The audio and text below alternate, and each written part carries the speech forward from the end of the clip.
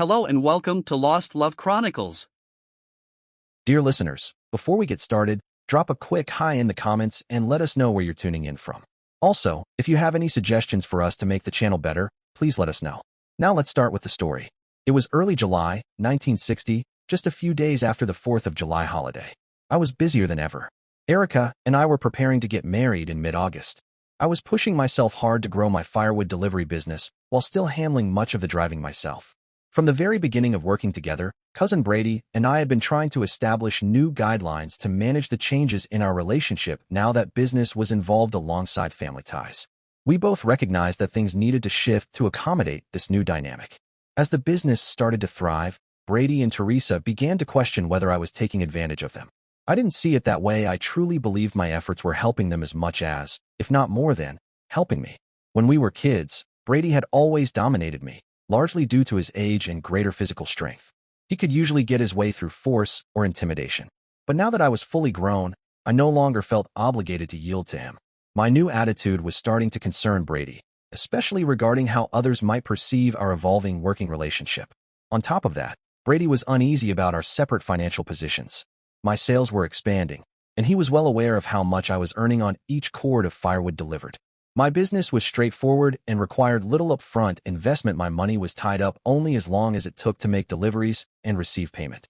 Before I began purchasing wood in bulk from Brady, much of his firewood had just been sitting idle, not contributing to his profits for months or even years. With his constant logging operation overhead, this had caused him problems in the past. While he didn't like relying on me for income, we were family, and my business was bringing in much-needed revenue. I realized early on that our arrangement wouldn't work if Brady continued to dominate our business dealings. We were already clashing over the fact that I was making significant profits from what Brady viewed as his hard work. From Brady's perspective, all I did was take his wood and sell it to eager buyers, forgetting that selling had always been the weakest part of his business. He disliked sales and had never considered hiring someone for that role. Now that I had opened accounts and was actively selling, he felt it was unfair for me to earn more per sale than he did. He believed the hard work of harvesting and preparing the firewood was his alone. Both of us could see that his logging operation had improved significantly thanks to my efforts creating steady demand for the hardwood. Having a reliable and profitable outlet helped him bid more competitively on new logging and lot clearing contracts. I was buying all the firewood he could produce. Turning his backlog of wood into cash gave Brady the capital to compete more aggressively with other small logging crews. He could place better bids, confident he could quickly recover expenses by selling the newly harvested wood. Although I was now larger and heavier than Brady by at least 40 pounds, he still saw me as his younger cousin, someone he had physically dominated for years. He was unwilling to give up what he considered his rightful role controlling and having final say over everything in my new business. To make things more complicated, Teresa believed I was exploiting Brady in the wood buying arrangement. She argued that Brady worked much harder than I did and deserved most, if not all, of the profits. Neither of them thought my idea to capitalize on the wood should earn me the kind of money I was starting to make. If I'd been struggling, barely making enough to keep my trucks running or to pay my cousin, Lenny, they wouldn't have tried to pull what they were now in the process of pulling.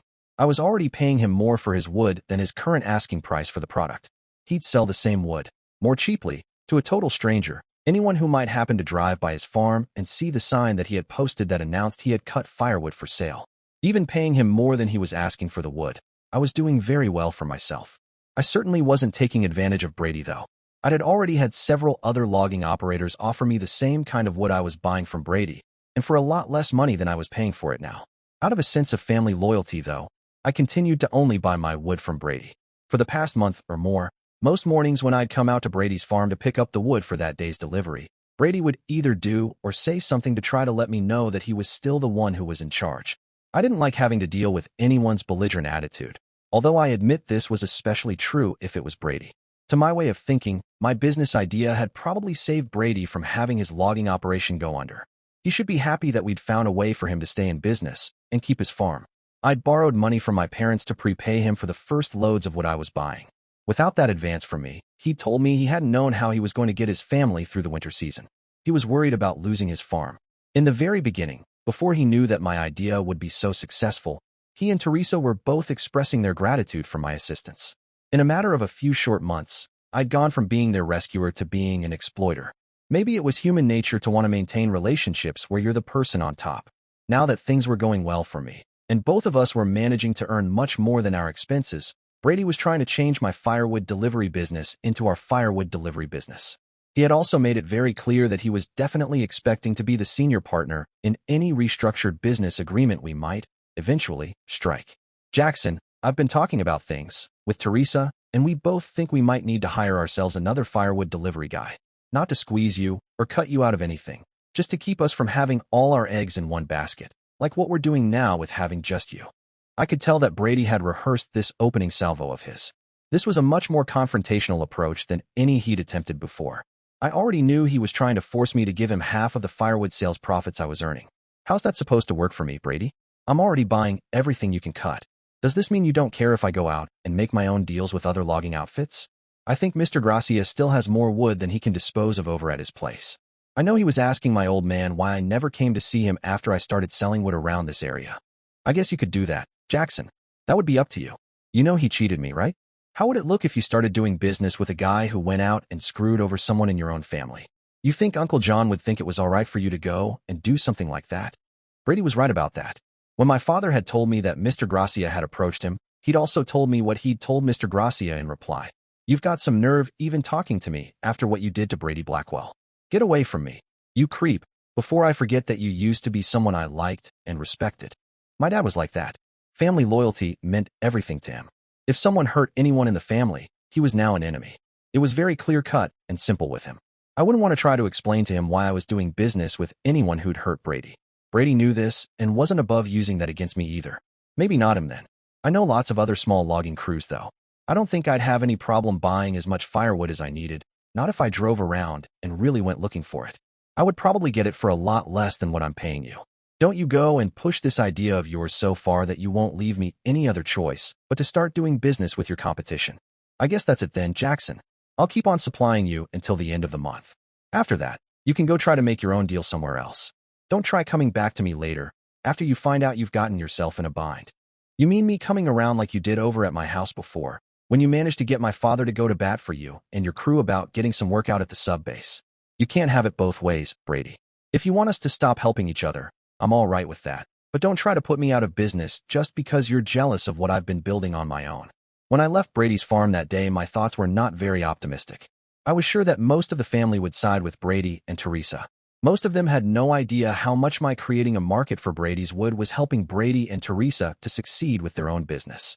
To them, I was just a young kid, fresh out of school, who'd somehow lucked into creating his own job, and, in the process, had been using Brady's established business as my springboard for doing so. As a general rule, all our family members worked for wages. Brady, having a business of his own, was a source of family pride. To them, it was like I'd somehow attached myself to Brady's business.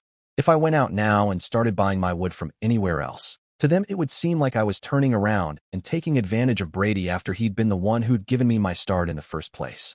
It was funny in a way that the only relatives who understood how much what I was doing was helping Brady's business were the three of us. I knew that Brady and Teresa weren't book smart, but they were shrewd in lots of other ways, especially Teresa. I was sure the reason they were doing this was as much about them seeking to retain some semblance of control over their own business as it was about them trying to co-opt mine. They could both see how dependent on my future success they were starting to become. Brady's ego had taken a pretty big hit when it first became apparent that my sales were quickly pulling his bacon out of the fire. Rather than enjoying the fact that he now had a lot more money coming in than he'd ever had before, Brady was worried that he'd somehow be seen, in the family, as being inferior, business-wise, to me. He'd had all of that he wanted with his brother, Dale, back when he was still a kid. He didn't want to be on the unfavorable end of any future comparisons with me. It didn't matter to them that I'd never tried to promote myself as being superior to Brady in any way. That didn't mean I was going to allow either of them to deal with me as anything less than an equal, though. I'd been very lucky to stumble across an idea that looked like it would turn into a permanent business. I was already making more money than I'd ever anticipated making. In addition, the future prospects for my business were looking even more positive. At least they had been, before Brady's little bombshell landed on me that morning. I spent the entire day trying to think of some way out of this dilemma I was now facing. Everything I managed to think of had, as a side consequence, the very real prospect of injuring Brady's business. I knew I had to avoid even the appearance of having done that to Brady. When I finished my deliveries, I headed back to Groton. On most days I would have driven back to Brady's farm and waited to make sure that Lenny hadn't experienced any problems. Brady had already been given schedules for the deliveries we'd each be making for the remainder of that week. When I got back home, my father was pacing back and forth from the kitchen to the living room. He had a drink in his hand, whiskey and water, and was busy making all his opinions known to my mother. The gist of which was that I'd better take immediate care of this problem with Brady, or else he'd know the goddamn reason why I hadn't. I hadn't even gotten the door closed, coming into the house, before he started to let me have it. Yutch, goddamn it. Why can't you ever be content to just feed at the trough with all the rest of us? Why is it that you have to stir up things instead of trying to make them work? Does this have something to do with Brady attempting to horn in on my firewood business? Your business? What the hell do you know about running a small logging operation? Nothing, that's what. All you've done is get Brady to let you go out and sell his wood for him. You can't walk into another man's business and start telling him how much of his money you're going to be keeping. If it wasn't for Brady, you wouldn't even have any firewood to run all around New England selling. Where's your loyalty, Yutch? One thing my father had always been famous for was his ability to go off half-cocked, usually with little or no factual information to go by. In spite of not having any grasp of what the problem really was, he'd always felt more than qualified to make a ruling as to what was right and proper for the rest of us to do. I knew he had no real understanding about what it was I had actually been doing for Brady. In spite of this ignorance on his part, he'd already decided that I was the one who was guilty of ruining what he had thought of as a good thing. Brady was doing well now, and so was I. If anything was beginning to put that in danger, the way my father looked at things, it must be my fault, because I was the newest person to be involved in Brady's business. It didn't seem to matter to my father that it had been Brady, hat in hand, who had come to him, a short while ago, asking for his help in keeping his logging crew together because he'd run out of money to bid on any new logging work. Other than his vehicles and his logging equipment, Brady's only business assets were the 500 or 600 cords of wood that were sitting stacked up all around his farm, passively waiting for someone to come by and take them off Brady's hands. I had been the one to discover a way to turn a huge portion of that wood into money. Money that Brady had desperately needed to see his family through another winter. In the beginning, all Brady and Teresa were concerned about was seeing their short-term financial prospects brightening. Now that the firewood business was growing into something really substantial, they were beginning to worry about how much money I was making for what they saw as the minimal effort I was putting in. Now that my parents were becoming involved, I knew Brady wasn't just trying to cut himself in for a little bigger profit margin on the wood he was selling me. He intended to either become my partner or else drive me away from the firewood business altogether. I knew he might succeed in doing the latter too, because I'd need to go against my family's wishes if I tried to strike out on my own and secure a non-family source of firewood to sell. I didn't think I'd be able to make myself do that. My business was important to me, but my family and my place in the family were far more important. I thought of my father as the head of our family, and I wouldn't go up against him over this. Brady didn't have the first idea about how to go about turning all that wood he'd collected back into money. He was selling about 6 cords a month from his signs out on the road. It was my idea to take the wood out to places that didn't have so many free-standing clusters of hardwoods. I don't need Brady's wood to keep on selling firewood in the big towns and some of the cities. Brady isn't in the business of selling firewood, not really. I sell 5 or 6 times as much wood in one day as he's been selling on his own in a month. I don't need Brady or his wood to stay in business. If anything, Brady needs me a lot more than I need him. You're starting to get too damn big for your britches, Yutch. You think you know it all. Well, you don't know as much as you think you do. I'm not going to have you doing anything to hurt your cousin. You hear me? Nothing. You don't want to sell his wood? Fine, but you aren't going to go out and compete with him in his own business. I just won't have it. What about Lenny then? Are you going to find him another job that he can handle? I can sell my trucks pretty easily. I can go enroll in school in the fall too. Erica and I will have to postpone getting married too, because I'm not getting married when I don't have an income. I'm telling you right now though, if I do this, not only am I losing out on a good income, but Brady and Teresa are going to have a real tough time making a go of things by themselves. Brady only knows one part of his business. That was how he got in so much trouble before. Brady's been doing this for a good long while, without any help from you. What makes you think he can't make it on his own without you? It costs money to harvest trees, Dad. You make your money back by selling the wood. These stands around here are too small. Most of them aren't worthwhile for a big outfit to come in and harvest. These little crews, like Brady's, they can get in for a cheap bid. But these small stands of trees don't usually have enough product to make a big enough harvest to interest the people who buy large amounts of timber. Firewood is usually the best use they can put their product to around here. The problem is, in this part of the state, too many people have access to their own small stands of wood. They don't buy their firewood, they chop it down and make their own, just like Brady does. only in much smaller amounts. Firewood prices in this part of Connecticut are lower than almost anywhere else. Supply and demand. That's why I take the wood and move it over to where most people don't have the time to do it, or access to trees for cutting their own firewood. People from the city, they don't mind paying money for the extra convenience. Even then, I don't sell to the people who burn the wood. I sell to the people who sell it to those people. You don't think Brady can do what you do?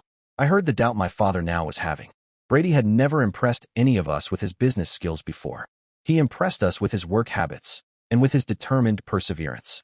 Brady was very good at solving problems that required sheer brute force and a willingness to expend great sums of energy to get things done.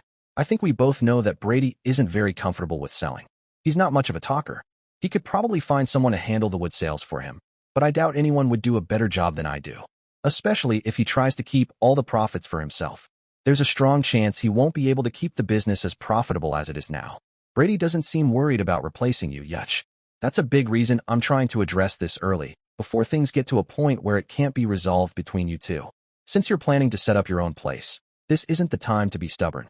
Brady says he'll let you keep working for him, but as part of his business, not as an independent operation like you want. I'll pass on that, Pop. Tell Brady I'm going to sell my trucks. If he wants to buy them, I'll take $1,200 for the both of them. I'll go ahead and keep things going until the end of the month, but after that, I'm done. How certain are you that Brady won't be able to make a go of this on his own, Yutch? If you do what you're saying now, and he does manage to keep things going, you're the one who gets left out in the cold. You know that much, right? I'm not positive he won't make it, but I don't see him being able to keep up the sales like I did. And if he does, I'm betting he won't be able to make any more than he's already making right now. My father nodded. He seemed pretty satisfied with my refusal to give in to Brady. I wasn't sure whether he believed what I was predicting or not. Maybe he just wanted to prevent the two of us from having a long, drawn-out fight that would polarize the family. It didn't matter to me anymore anyway. I'd felt pretty lucky to have stumbled across the idea in the first place. I'd already made quite a bit of money. If Brady bought my trucks at my asking price, I'd have enough to see me through at least the first 2 years of college. After 2 years, we'd all know whether Brady and Teresa were right, or if I was. I went to my room and started trying to figure out a budget for going to college. I wasn't seeing Erica until the next evening. I'd have to figure out some way to tell her that our wedding plans would have to be put on hold. Brady was barely speaking to me when I went over to the farm to pick up my load the next morning. I knew he'd gotten a phone call from my father the night before. I had 2 separate deliveries scheduled for that day, mine, up to New Haven, and then Lenny and me both taking 2 loads over to Providence later that afternoon. I was hoping to get back to the farm before 1 o'clock that afternoon.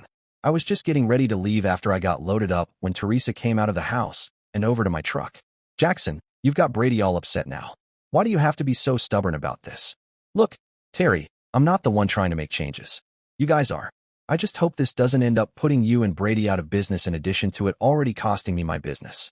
I don't see Brady being able to manage the sales side of things.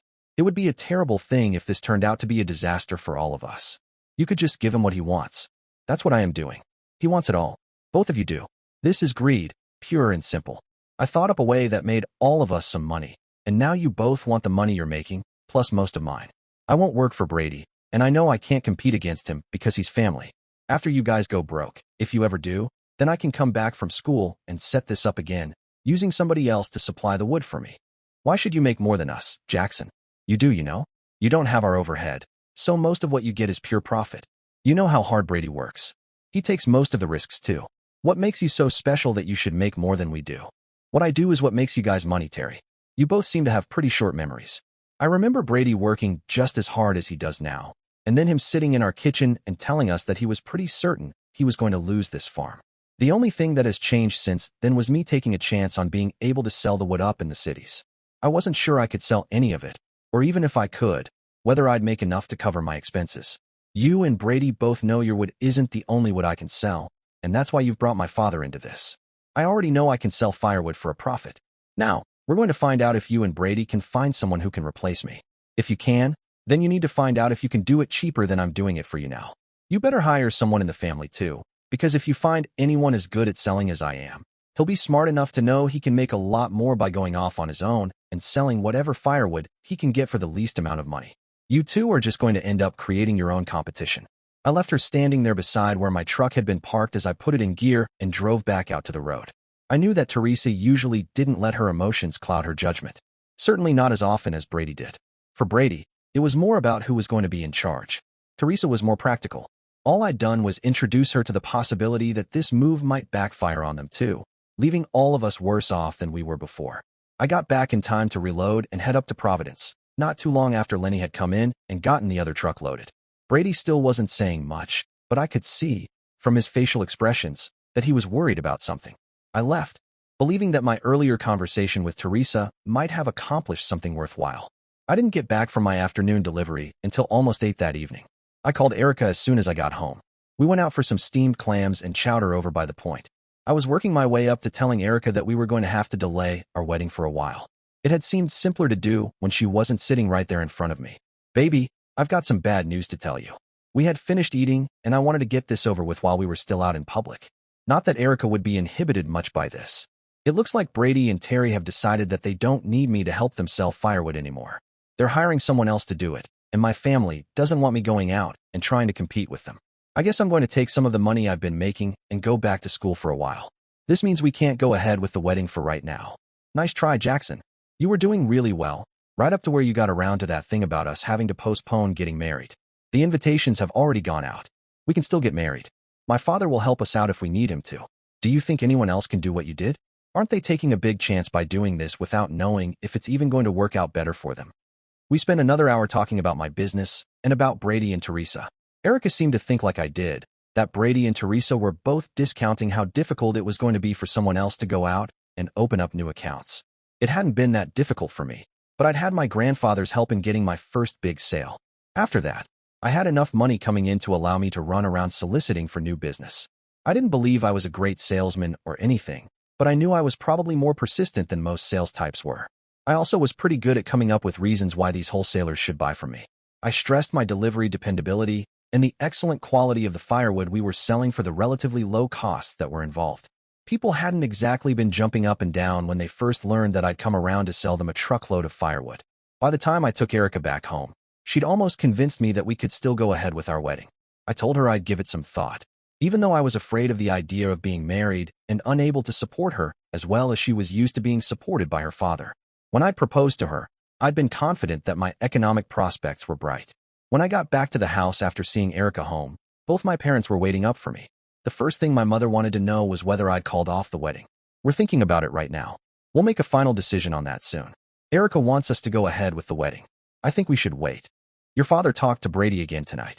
Brady isn't so sure anymore about what he wants to do. He thinks he might be willing to let you come in as a junior partner with him. He might let you have some of the profits from the whole business, not just the firewood sales. The firewood sales are the only thing that produces revenue, Ma. All the rest of it is expenses. According to Teresa, my business already makes more than theirs. Maybe I should let Brady give me his business, and I'll make him a junior partner. Jackson, that isn't helping. You should try your best to reach some kind of an accommodation with them. Teresa said something about you may be paying them more for the wood you buy. Could you do that? I could, but I'm not going to. This whole thing is about them being greedy, wanting more than they're entitled to. I'm not trying to take anything of theirs. They want to take from me. I already pay Brady more than anyone else does for that firewood. I could have gone out and bought it from somewhere else for less money, but I never did. I don't want anything from Brady that's his, and I'm not going to give him anything that's mine. You're just going to throw it all away then. My father sounded sad and disappointed in me when he said that. You aren't giving me any other choices. You don't want me buying from anyone else, because it would end up hurting Brady. I know I'd make a lot more money if I did do that, but that isn't what I want. I don't know why it's all right with you that Brady is sticking it to me, but I'm not allowed to fight back. When this is over, no matter how it finally turns out, I'm going to have lost a lot. I didn't do anything wrong to deserve that. This is just Teresa and Brady being greedy, and them being jealous of what I've done. We talked some more, but nothing much came of it. They were worried now. I guess they'd both started thinking about the past by now, and had then remembered how things were before I'd gone out and started selling firewood for Brady. They had to believe that what I was warning them about might be a real possibility. Now that they could see that possibility for themselves, all of their earlier, hastily jumped to conclusions weren't quite so clear-cut for them anymore. My parents, and almost all of our family had been very poor for quite a long time. Brady and I had both been making more money than they'd ever seen in their whole working lives. My success had been reflecting back on them. They didn't want to see that success end, not if there was any way to avoid it. The next morning I was over at Brady's before 5. I had a long haul to make, and I needed to get back to make another delivery early the next day. I had been planning on adding another truck and another driver too, so that I wouldn't have to work any more of these 18-hour days. With the recent developments, expansion was now the last thing on my mind. Did Uncle John tell you what Teresa wanted to do? That junior partnership thing. Combine both businesses is what we're offering. You can have 20% of what we net. After 5 years, we can talk about increasing your share. Not interested. You can have all of it. I have other ideas for things I can do. I might go to college for a couple of years, maybe get my degree like Dale did. At least I won't have to keep getting up at 3:30 and driving all day and half the night. I think Dale had the right idea. What time do you think he has to get up in order to teach those college kids?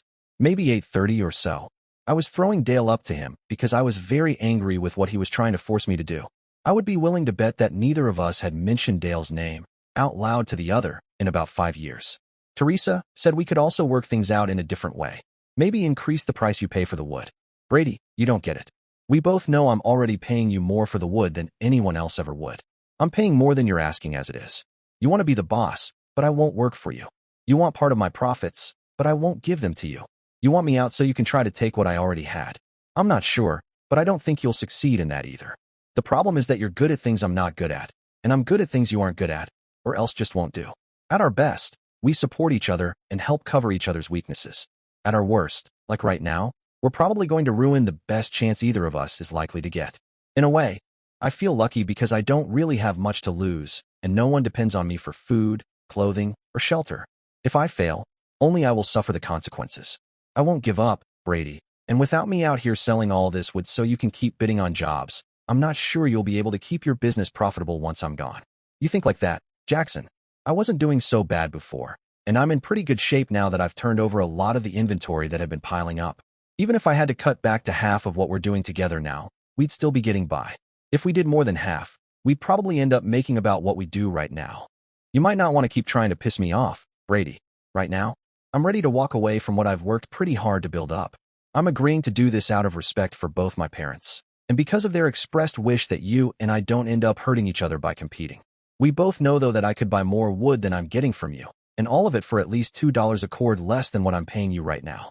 I could probably get quite a bit of my wood, in the very beginning at least, for up to $6 a cord less. You shouldn't put me in a position where I'm so mad that I stop caring about what my parents want. If I decided to stay in the business, using other people to buy my wood from, you wouldn't be able to last another year. Maybe if that happened, I'd buy the farm from foreclosure though, just to make sure we'd keep it in family hands. Brady stood there smiling at me. We both knew he was barely able to manage not opening the cab door on my truck and reaching in to pull me out of it. I didn't want to tangle with him. I wasn't sure if I could take him now or not. We had both grown stronger in the years since we'd last tangled together. I knew any fight would signal a definite end to our negotiations. Both of us now knew we were negotiating. I figured I could end this right there by agreeing to pay Brady another $1 per cord for his wood. If I did that though, he'd have something he could use as proof that he'd made me concede something to him. I knew I couldn't live with giving him anything more than he was already getting. I wanted us to keep our two companies separate too. He could have all of his, and I'd keep all of mine. He knew now that I wasn't going to give him anything he'd been trying to get. Teresa's going to be real upset, Jackson. She was sure you'd meet us halfway on this. I told her that was unlikely, but she doesn't know you like I do. Eric is upset too. I'm calling off our wedding because of this. I can't go running off to college with a wife to support. All of us are going to put up with things we shouldn't have to though, so I don't feel that bad about having to postpone getting married. I think that was another reason why Teresa hoped you'd work something out with us. That whole wedding thing. I guess this does come at a pretty bad time for you. Just remember that we offered you several ways to get this thing settled. You can't say we weren't willing to try to make things work. I got back from my delivery run at a little after 1 the next morning. I set my alarm clock for 4:30 and fell into my bed. Ross was snoring softly, but I didn't have a problem with getting to sleep. When the alarm rang at 4:30, I had a real difficult time getting up and getting ready to leave. I made it over to Brady's farm at about 5:15. It took about 20 minutes for Brady to get my truck loaded. I sat in the cab, trying to catch a short snooze. Brady woke me up after he got done putting on my load. I drove off to make my delivery, happy that this marked my last delivery of the week. Because of what was happening between Brady and me, I decided not to spend most of my weekend going around trying to establish new accounts. I finished making my delivery at around 11 that morning and drove back to Groton. I stopped off at Erica's house on the way home, but one of her sisters told me that Erica and her mother were out doing something having to do with planning for the wedding. So much for Erica listening to what I'd been telling her. I went home and took myself a nap after finding out that Erica wasn't at home. It was sometime after 6 that afternoon when my mother woke me up. Jackson, you need to get up now. There's a phone call for you. Someone named Art Driscoll. I was still groggy from just waking up, but I didn't remember anyone named Driscoll. I got up right after Ma left, though, and threw on the work pants I'd been wearing earlier, before heading out to the wall between the living room and the kitchen, where the phone was. "Hello, Jackson. This is Art Driscoll, from over in Niantic. I got your phone number from a mutual friend, Mr. Barrett." Mr. Barrett was really my father's friend. More of an associate than a friend, I'd say. He and my father exchanged favors from time to time. My father usually did things that Mr. Barrett wanted done. In return for him doing this, Mr. Barrett helped our family with things we got into that needed either legal help or a certain amount of political influence. If Mr. Barrett had given Art Driscoll my phone number, it must have been approved in advance by my father. Mr. Barrett, the attorney? I wanted to make sure we were talking about the right person. That's him all right. The thing is, after he called me, I got to thinking about how you might be interested in helping me with the same kind of problem that you've been helping Brady Blackwell with. I heard you've been going great guns with selling off firewood all around these parts. Thing of it is, I'm kind of in between buyers for my little logging operation right now. I've been told that you've been moving quite a few cords of firewood with your own crew. If you tell me what you need and how much you might be willing to pay for it, I'm sure we can come to a nice little arrangement. While I liked the fact that he sure didn't beat around the bush when it came to telling me why he had called me, I knew I needed to speak with my father before discussing anything further with this Art Driscoll person. It wouldn't do for me to make any plans before he and I had conferred together. I saw my father poised with his knife and fork above his supper plate. He made no bones about the fact that he was listening in on my end of the phone conversation. "Listen, Art, things are a little up in the air around here right now. If you'll give me a number I can reach you at, I'll try to call you back in a few days, and maybe we can discuss this some more. As things stand at this moment, Brady and I are trying to work out something that would prevent me from going elsewhere to purchase my firewood. This might change, though, and if it did, I'd certainly want to talk with you some more. You say it was Mr. Barrett who called you and told you what I'd been doing. Called me this afternoon, about 4 o'clock it was. It surprised me that he even remembered who I was, or that I'd taken over my daddy's logging crews after he passed last year. He gave you a very good recommendation, Jackson. Told me you were a real go-getter. That's what I've been looking for. My old man was the outside salesman. A lot of his contacts were buried with him. I'm having all I can handle just trying to keep my little operation afloat over here without having any end users committed to buying what I've been cutting. I sure hope you'll find out pretty quick whether or not you and Brady are going to work something out. If it comes down to bidding you the best price, I'm pretty sure I could beat any offer he's likely to be giving you. We do all our own harvesting from our family lands too. Some of that smaller stuff when we're out clearing would be just perfect for sawing up into fireplace logs. I could let you have a whole lot of it on the cheap. I got his phone number and promised he'd hear from me, one way or the other, before the next Friday evening. After I got off the phone with him, I went back to my bedroom to put more clothes on. I could talk on the phone without having my shirt or shoes on, but I couldn't go sit at the supper table like that. I wanted to eat, but I wanted to have that talk with my father even more. I needed to find out just what he was up to. After I was dressed and seated in my place in the kitchen, my mother brought me some corned beef, boiled potatoes, and cabbage, which just happened to be one of my favorite meals. I didn't try to start the conversation with my father. I knew if I dug in and started eating, he'd get around to explaining whatever he thought I needed to know. I hadn't finished squashing down my potatoes and adding butter to them and the cabbage before he started right in talking. Mr. Barrett mentioned to me that he knew someone who was in a very similar line of work to what Brady does. I'm glad he called the man and put the two of you into touch. That's as far as it's ever going to go, though. At least it is as far as you're concerned. Brady and Teresa don't need to know that. When I talked to Mr. Barrett this morning and filled him in on what's been happening with you two fools, he kind of came down to your way of looking at things. He agrees that Brady might not be able to keep his business things together, even if he did try to get someone else to sell his firewood for him. What I don't understand is why you pay Brady more than you'd pay anyone else, Yutch? From what I've been hearing, and I've really been calling and asking around, you're paying him more than the retail price people usually pay around here. A lot of that other firewood is pure crap, Pop. What Brady sells me is prime hardwoods. By the time he loads it on my truck, it's already cut, sized, dried, and ready to be put into a fireplace. I never get green wood, or something that won't burn for a long time once it's lit up in a furnace or over a fireplace grate. Brady cares about quality, takes pride in what he's doing. He doesn't mix in junk with the good stuff either. Our buyers, they appreciate getting prime firewood, mostly because the other vendors are usually out there trying to put something over on them. What about the guy who just called you? I don't have any idea. To get one, I'd probably need to ask Brady to look at what he's hoping to sell me. I can't see Brady being that accommodating about something like that. My father laughed, a slightly snorting sound coming from his nose when he did. The sum and total of what we're going to do is to let Brady get wind of the fact that this art guy has called you, and that he seems anxious to get you to do some business with him. You aren't ever going to do any business you understand. So just get that out of your head right away. If Brady thinks you've decided to not just walk away from your business, Mr. Barrett and I both think he'll go back to seeing things the same way you see them. Why this sudden change in attitude, Pop? Before, all you were telling me was that I was trying to hurt Brady and Teresa. What made things different for you? It wasn't that simple. Don't kid yourself. The thing is, this was the only idea we could come up with that kept things the same way as they are now, where both of you are doing well and making some decent money for yourselves. Your Uncle Bill and Aunt Margaret, they both agree that you two clowns need to be joined together at the hip to make this thing of yours stay working. Plus, your mother and Erica are both convinced that you need to get yourself married and settled down some before you end up doing something stupid like you'd probably do if you didn't have someone like Erica to help you decide things. Is that right, Ma? You think I'd be doing something stupid if I waited a few more years before getting married? My mother was standing over close to my father, waiting to see if anyone wanted something else to eat before she fixed herself a plate and sat down. She'd only do this after she knew that all of us were already finished eating. I'd been watching her reactions while my father had been talking. She'd been nodding right along with him when he'd been talking about me and Brady, and about Uncle Bill and Aunt Margaret, but she'd stopped nodding when he'd started talking about her and Erica. My mother made a face, but she refused to say anything to contradict what my father was telling me. I knew this meant she was in agreement with him, about all the main things at least. As far as I knew, my mother wasn't particularly anxious for me to be going off and getting married to anyone. I'd been slipping her more than a few dollars every week, ever since I'd started making my own way in the world. Even back when I'd just been caddying, I'd always given her $5 or $10 a week, telling her to get something for herself. Usually, Ma and my Aunt Margaret went off to one of the churches to play bingo, at least 1 or 2 nights every week. I knew my father wasn't giving her any money to be doing that. I'd also heard her in the kitchen before, talking to my Aunt Margaret about how I was too young to be settling down like I was planning on doing. Pay attention when I'm talking to you, God damn it.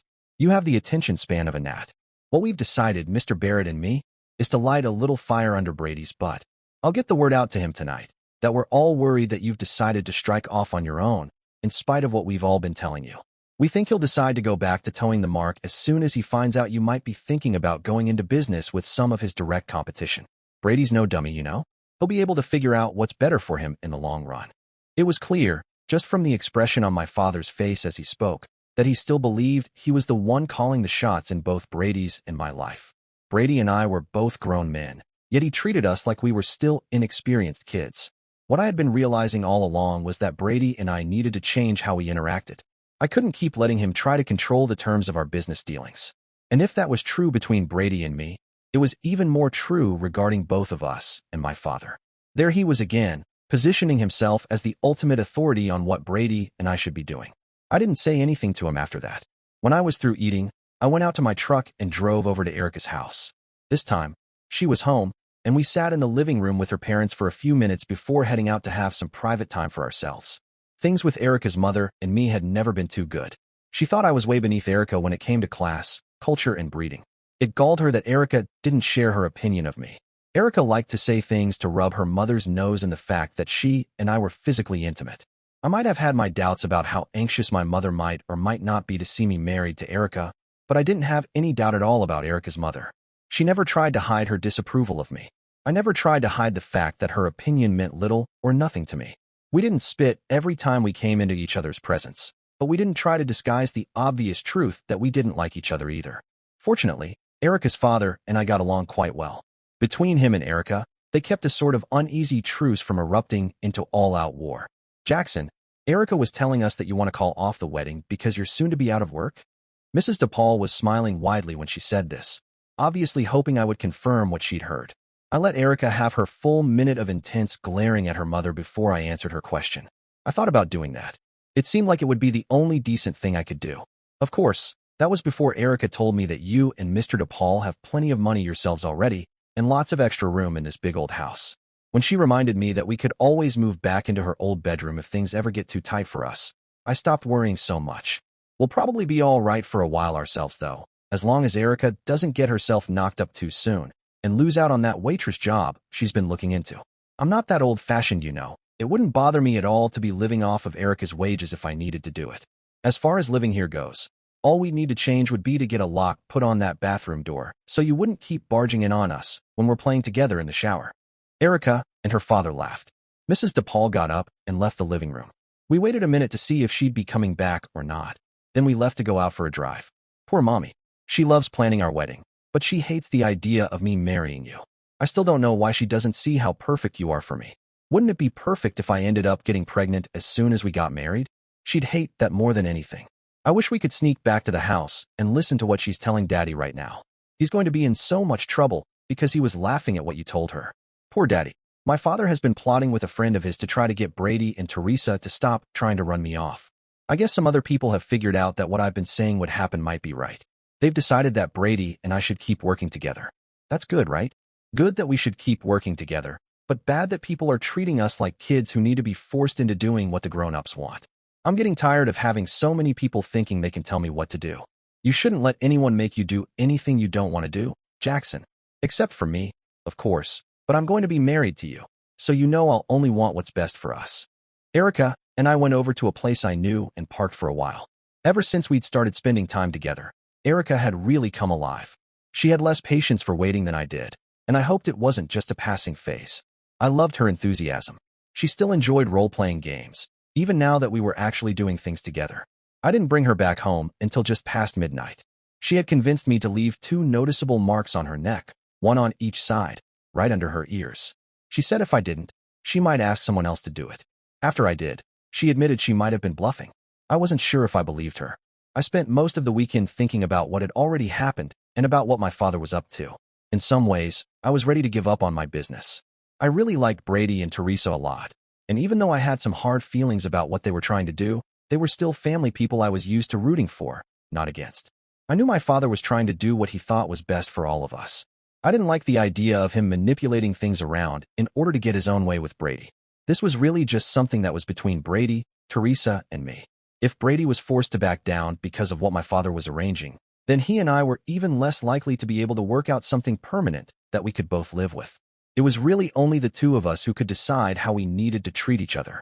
I had my own ideas of how we should treat each other, but first I needed to gain Brady's respect in order to get him to look at what I thought was fair with an open mind. I couldn't get that respect I needed as long as he still considered himself superior to me. It was so ingrained in him, this cocky air of superiority he walked around displaying. For so many years he'd gotten what he wanted because all of his peers were afraid of him. He'd gone unchallenged for so long, simply because he'd been thought to be unbeatable. Being tough had always been the only way he'd ever gotten any respect. He had used that to make a place for himself among his peers. That had worked when we'd been children. We were no longer children. It wasn't still okay to settle arguments with our fists or our feet. I knew we couldn't just walk out to the back of the farm and decide things with our fists. It didn't matter which one of us would win if we had a fist fight. If we were going to be working together successfully, there needed to be an environment where the best ideas won out. I wanted to do what was best for all of us, not have to go along with the demands of someone who had only proven that he was a lot tougher than everyone else. Saturday evening, after I came back home, I'd made up my mind about what I needed to do. I called Brady. I made sure to talk loudly enough so my father could hear what I was telling Brady on the telephone. Brady, this is Jackson. Do you know a guy named Art Driscoll? I heard about this already, from your father, Jackson. I guess this means you're going ahead with what you were threatening. No, I'm calling to let you know I'm not going to do anything to compete with you. You can have it all, Brady. I don't think you'll end up with anything better by going it alone, but I won't be doing anything to hurt your chances of succeeding. You need to let me know if you're interested in buying my trucks or not, though. I'm going to need that money for when I start school. Uncle John said you were talking to Art. Didn't he offer you a good enough deal? I haven't called him back yet. When I do, I'll tell him I'm not interested. This wasn't something I set up. My father did it with Mr. Barrett. They wanted to make us stop fighting about this. They figured you'd knuckle under as soon as you knew I was planning on selling someone else's wood. This was Uncle John's idea. His and Mr. Barrett's. They think we're still kids, that they can manipulate us into doing what they want. Teresa wants to know if you're still going to be getting married or not. Not right away. Eric has always been used to living in big houses, having nice clothes to wear. She doesn't think she'd miss having that, but she would. I'm going to be living kind of hand-to-mouth for a few years, until I either graduate and get a good job, or until I come up with another business idea that I can start on a shoestring budget. When I do get married, I don't want to still be poor. Listen, Jackson, maybe we can still find some way to work this thing out? Teresa and me, we never wanted to make it so you wanted to stop working with us. We just thought we could all agree to make some changes, to make things fairer. We've been talking about things a lot lately, and now, maybe we're starting to think that things weren't as far out of line as we first thought they were. When we found out you were talking to Driscoll, Teresa and I both realized where that would leave us. Even if you don't start buying his wood, now that he's thinking along those lines, Art is going to find somebody else to go out and start to compete with us. You were right about how us selling all that wood is what allows us to outbid all the local competition.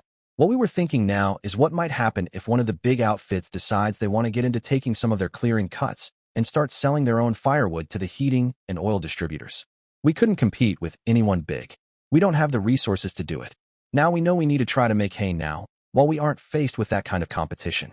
I've thought of that too, but from what I've seen so far, these independent distributors don't like or trust any of the big guys. They're more like us, guys who aren't afraid of a little work. I think most of them like throwing their trade my way because they know my business is even smaller than theirs. Anyway, it's going to be all your problem now, Brady, not mine. I don't want to be in any business where I'm not at least equal to everyone else involved. That's just bullshit, Jackson.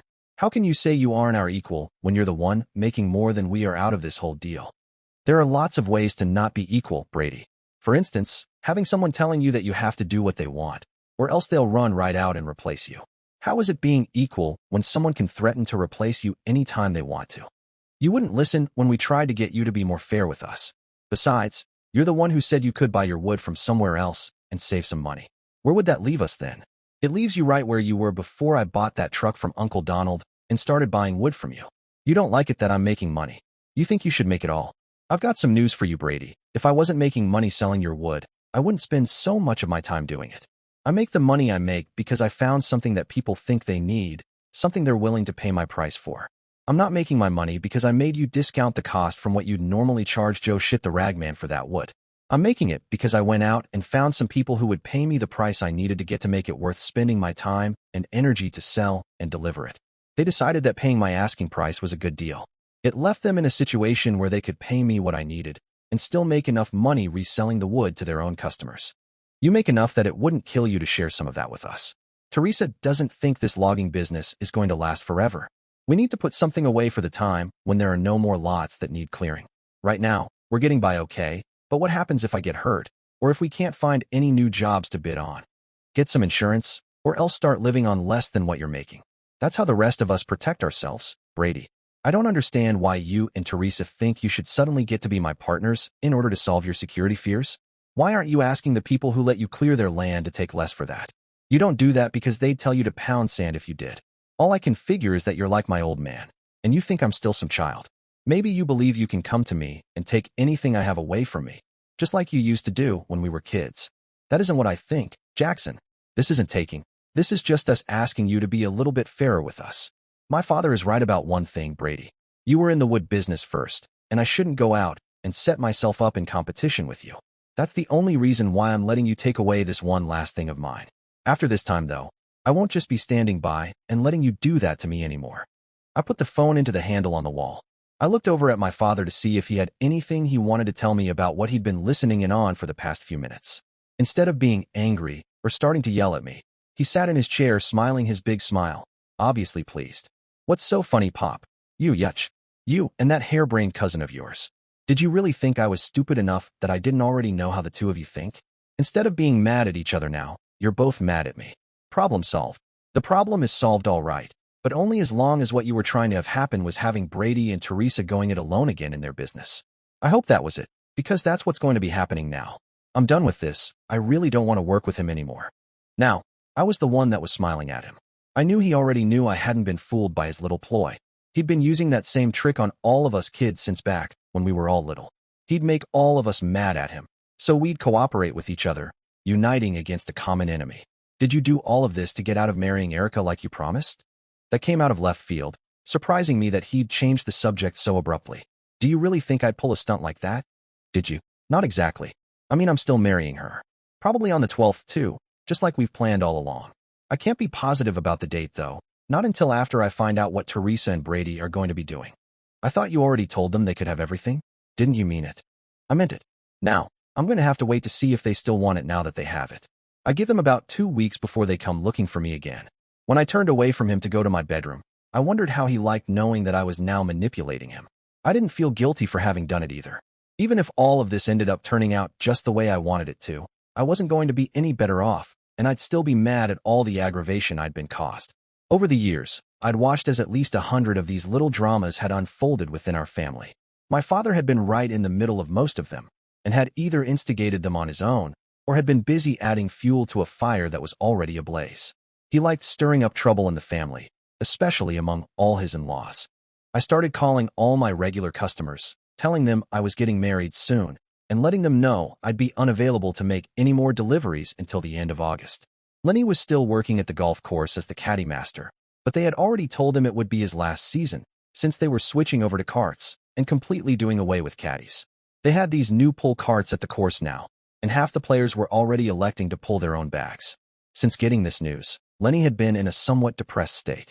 Somehow, he was able to take off from the golf course 1 or 2 days a week. When that happened, he was coming over to drive for me. When he did that, I'd give him a little extra. It was worth the extra money to have him there helping me out. I wasn't sure how Lenny was getting so much time off, but I hadn't pressed him too closely about it. I was very concerned about what Lenny would do if I wasn't still out there selling and delivering firewood. Now that Shinnecock Country Club was switching over to pull carts, Lenny couldn't even count on earning some money by going back to caddying. I had a few months to go before I really needed to start worrying about what I could do for Lenny. On Sunday, Teresa called me, wanting to know what my delivery schedule was for the upcoming week. I told her I didn't have any deliveries scheduled. I asked her if Brady had made a decision yet about buying my trucks. This isn't how we wanted it, Jackson. Brady's been out there getting all this wood ready for you. What are we supposed to live on if you just stop selling the wood we've already paid for? That isn't my problem, Terry. I'm not in the firewood sales and delivery business anymore. You seem to think what I did was pretty easy back when you were telling me how hard Brady worked and how easy I had it. Brady told me he was going to hire someone to sell wood for him. I already told you how much I'd sell my trucks to you for. Have Brady go out and hire a couple of guys. You'll be all right. I got a call, later that day, from my Uncle Bill. He wanted me to think about changing my mind. He told me that he and my aunt had told Brady that they thought it was fair that I kept my own business, and that Brady kept his. My Uncle Bill worked at the post office, and he was constantly worried that Brady was going to end up in trouble.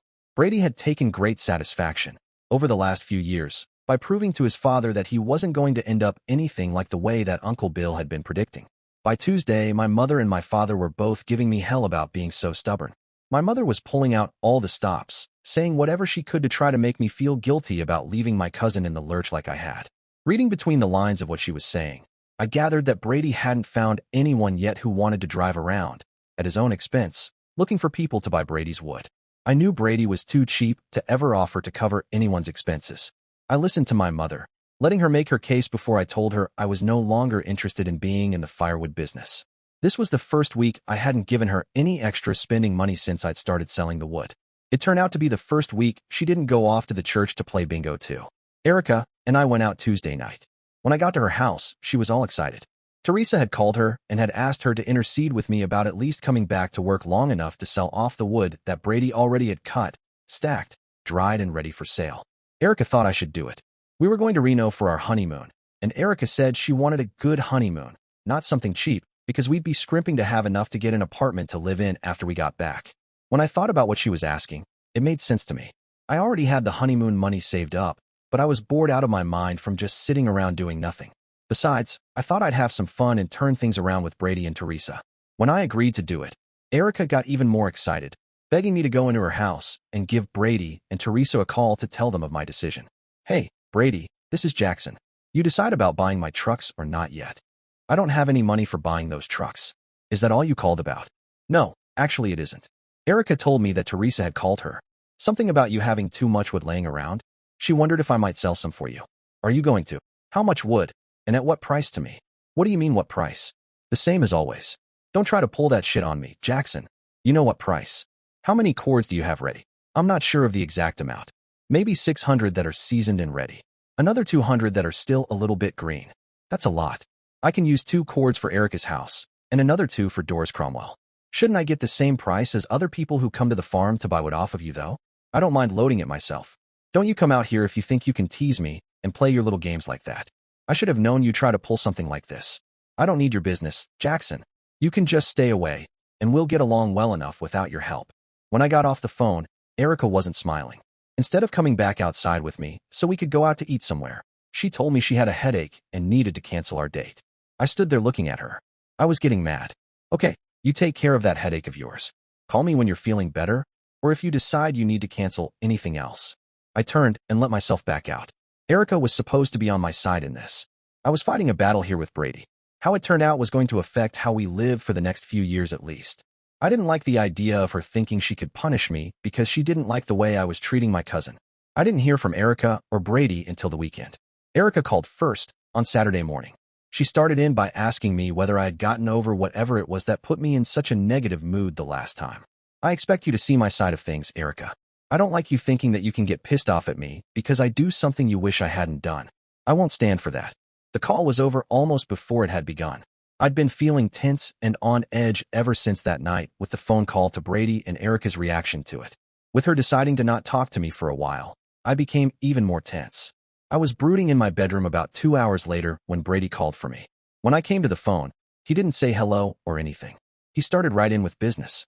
How much per cord for the whole 600? I don't have buyers right now for 600 cords. That's 50 truckloads. Even if I offered to pay you $5 a cord less than our old usual price, it would take me a month to unload them on the dealers I know. $5 less. You think I'm stupid? If you weren't, Brady, you would have never let yourself get into this kind of mess. You're good at turning money into wood. I'm good at turning that wood back into money. Right about now, you and Teresa are finally figuring out that wood is good for keeping you warm, but you can't eat it, and it doesn't pay your bills, not unless someone turns it into money first. I don't need any lectures from you, Jackson. Are you going to help me out here, or not? Well, since you asked me so nicely, sure. I can take 2 loads out on Monday. I'll be there at 5. What am I supposed to be doing while I'm waiting for you to get your lazy butt over here at 5? I can't go earlier, Brady. The first guy doesn't open up until 9. I was going to stop and get some breakfast on the way, but it's only a 2-hour drive. Give me a break, why don't you?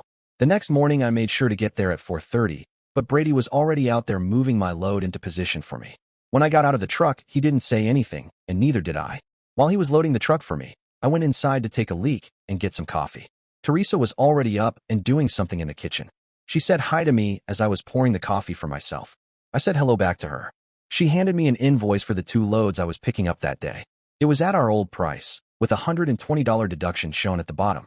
This reflected the $5 discount per cord I'd asked for. I handed her a check made out for the full amount at the old price. She took it and then stared at the amount. Brady said the other price is what you two agreed to. I know. I just thought I'd try to be fair. I've always thought this was a fair price for me to be paying. I didn't want to pay more, but I didn't want to pay less either, even if I could. I finished my coffee after Terry took the check into Brady's little cubbyhole of an office. I went back outside before she came back to the kitchen. Brady and I weren't saying anything after I got back to my truck. I had missed our former easy banter and the harmless insults and kidding that we usually let fly at each other. We both had a lot of years being on pins and needles with each other when we were kids. I hated thinking that it was going to be like that again from now on. When the truck was loaded, Brady got off the forklift and walked back to his house without saying anything to me. I drove off before he had a chance to talk to Terry about my check. I made my delivery and hurried back to the farm to get my second load, arriving just after 11:30. Brady already had the load ready to be put on the truck by the time I got there. What time are you going to be finished with this run, Jackson? I should be unloaded and on my way back before 3. What? We need to talk. Why don't you come back here for supper tonight? We're having spaghetti and meatballs. Teresa made some lemon meringue pies too. I should make it back before 5:30. Will that be too late? Brady shook his head no, that it wouldn't be too late. I knew he liked to have supper early, because he liked to turn in early, and he didn't like to go to bed feeling too full. I took it as a good sign that he was inviting me for supper. If he'd wanted to keep us fighting and arguing, it wouldn't be over the supper table. Brady didn't like eating when he was upset any more than I did. I was looking forward to Teresa's spaghetti and her lemon meringue pie. I hoped this meant that the three of us were going to agree to leave things just like they had been before this whole mess started. I got back a little after 5. Maybe I hurried just a little. I really was looking forward to getting this whole business resolved. Teresa had taken their 2 children over somewhere to be watched, so it was just the 3 of us at the dinner table. We had just sat down, me with a bottle of ale, and Brady with a beer and a shot of 4 Roses. Teresa had a large glass of red wine. How did it go today, Jackson? Have any trouble making those deliveries? Brady surprised me.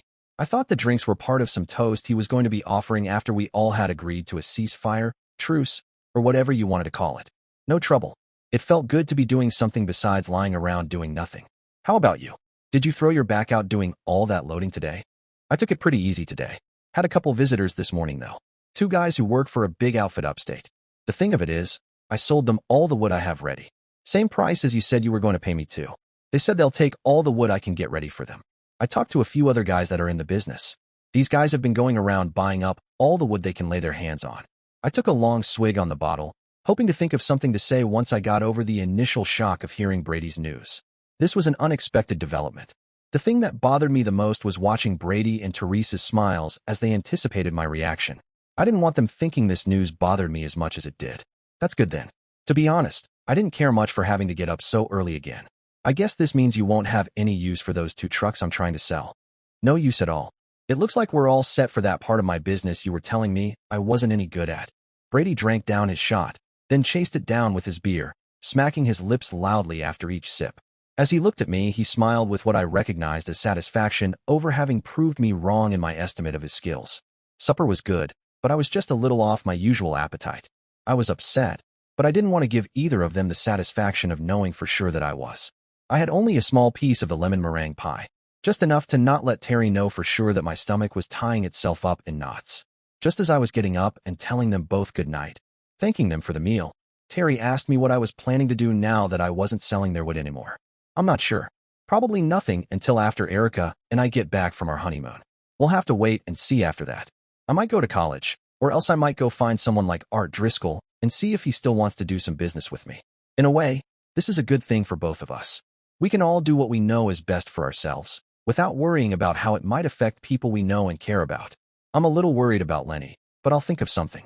You aren't mad at what we did then? Teresa was looking at my face when she asked. She wasn't smiling. I thought she was really worried. I'm not mad. I think it might be for the best, really. The only bad part one can see is that all your competition will have money now to bid against you for new logging contracts. This will probably drive your bidding costs higher. My crew is better than most of the others. That gives me an advantage too. We'll do okay. Glad to hear it. Thanks for the supper, Terry. I really enjoyed it. I guess we'll see you at the wedding. On the drive back home, I had a chance to think about what Brady's news really meant to me. For one thing, it meant I was free to pursue my business without fear of anyone accusing me of hurting Brady. That was good. I knew I'd have to find out more about these big buyers from upstate. I'd never heard of them before Brady told me their name. I was planning to call some of my bigger coal and heating oil distributors to see what they knew about this outfit. Brady said he'd signed a contract, but he hadn't offered to let me read what it said. He also hadn't mentioned how or when he'd be paid for his wood. On the 12th of August, Erica and I exchanged our marital vows in front of all our friends and family. There was a terrific reception over at the Moose Lodge that Mr. DePaul paid for. There was quite a bit of drinking by my family, but everyone was on their best behavior. I had made some inquiries like I'd planned, but no one I talked to had heard of that company. By the time I got around to calling Art Driscoll, he too had signed a contract with these guys. It was starting to look like I'd missed the boat for this particular business. I was having a hard time deciding whether or not I really wanted to go off to college. I liked the idea of going to college, but I didn't much care for the idea of being poor while I did it. Even with my savings, I'd need to work part-time if I wanted to be able to afford to live in a halfway decent place. I had gotten to like having my own business and making a decent living. In a way, I felt like I'd failed and needed to start all over again. I didn't like feeling that way. I'd almost decided to look into finding some trade I could apprentice myself to when something happened to change everything. Checks that the small and not so small logging people were given for their wood started being returned with the notation that there were non-sufficient funds in the account to cover them. Brady was one of the luckier ones, having refused to allow the wood to leave his farm until after he'd received confirmation that the check to pay for it was good. A lot of the other loggers didn't fare as well. For some of them, taking such a big hit on their assets was too much for them to survive in business. Art Driscoll ended up losing his business and all of his land and logging equipment along with it. Erica and I were in a hotel overlooking the beautiful Truckee River in Reno when my father contacted us with the news about Brady's new problem. I told him I was sorry for Brady and Teresa, but I was actually pretty busy enjoying my honeymoon. I told him I'd be happy to listen to what he had to tell me when Erica and I got back home in another week. Even as I hung up the phone, my mind was starting to get excited by the possibilities this news had raised. I was wondering how bad Brady was feeling, and I couldn't wait until we got back to town. I was also thinking they'd invite Erica and I over to their place for supper pretty soon after we returned. I expected I'd have a pretty good appetite for whatever it was they planned on dishing up. I knew that Brady would be eating crow. The second part of my honeymoon was a lot more pleasant than the first part had been. Erica and I went for walks and spent time doing some things outside of our hotel room for a change. We took sightseeing bus trips to Carson City, Lake Tahoe, and Virginia City. For the first time since we'd gotten married, I didn't have any big worries or problems with deciding what I was going to do. I knew I was going back to my firewood business. Now that I knew that, I could admit to myself how much giving up the business had bothered me. Everyone in my family had heard the story of Brady selling all his wood to this other company. Even before we got married, I'd gotten calls from uncles, aunts, and cousins telling me that they thought Brady had treated me unfairly. Each time anyone said that to me, I told them that I didn't mind what Brady had done. I always said Brady had an obligation to do whatever he thought was best for his business and for his wife and children. Me having gone on the record saying that would really work in my favor. I didn't think anyone would hold it against me if I decided not to buy my wood from him after this had happened. Brady would know this as well as I did. I was sure he'd be having uncomfortable thoughts about how I was going to treat him now that he really needed me again. I had a plan by the time we boarded our plane to fly back home again. It was a simple plan, but one that was diabolical for all of that. What I planned on doing was going back to Groton and treating the whole incident as if it had never occurred. I couldn't wait to see the look on Brady's face when I told him I was still willing to go back to our old deal. Even my own father would be expecting me to do something to get some revenge for what Brady had pulled on me. I didn't need to do anything to punish him. Brady had already done that to himself. If Brady or Teresa had ever had any doubts about whether I could be trusted not to take advantage of them, what I'd be doing should satisfy all of them. Right after Erica and I got back from our Reno honeymoon, she and her mother found us a nice rental house over on Fort Hill Road in Pequannock Bridge. The rent was more than I was comfortable paying, what with no income coming in yet. But Erica loved the house, and I loved Erica. I spent even more money paying for all the furnishings we needed. We'd done pretty well with wedding gifts, so things like towels, toasters, bread boxes, blankets, linens, irons, and ironing boards were taken care of already.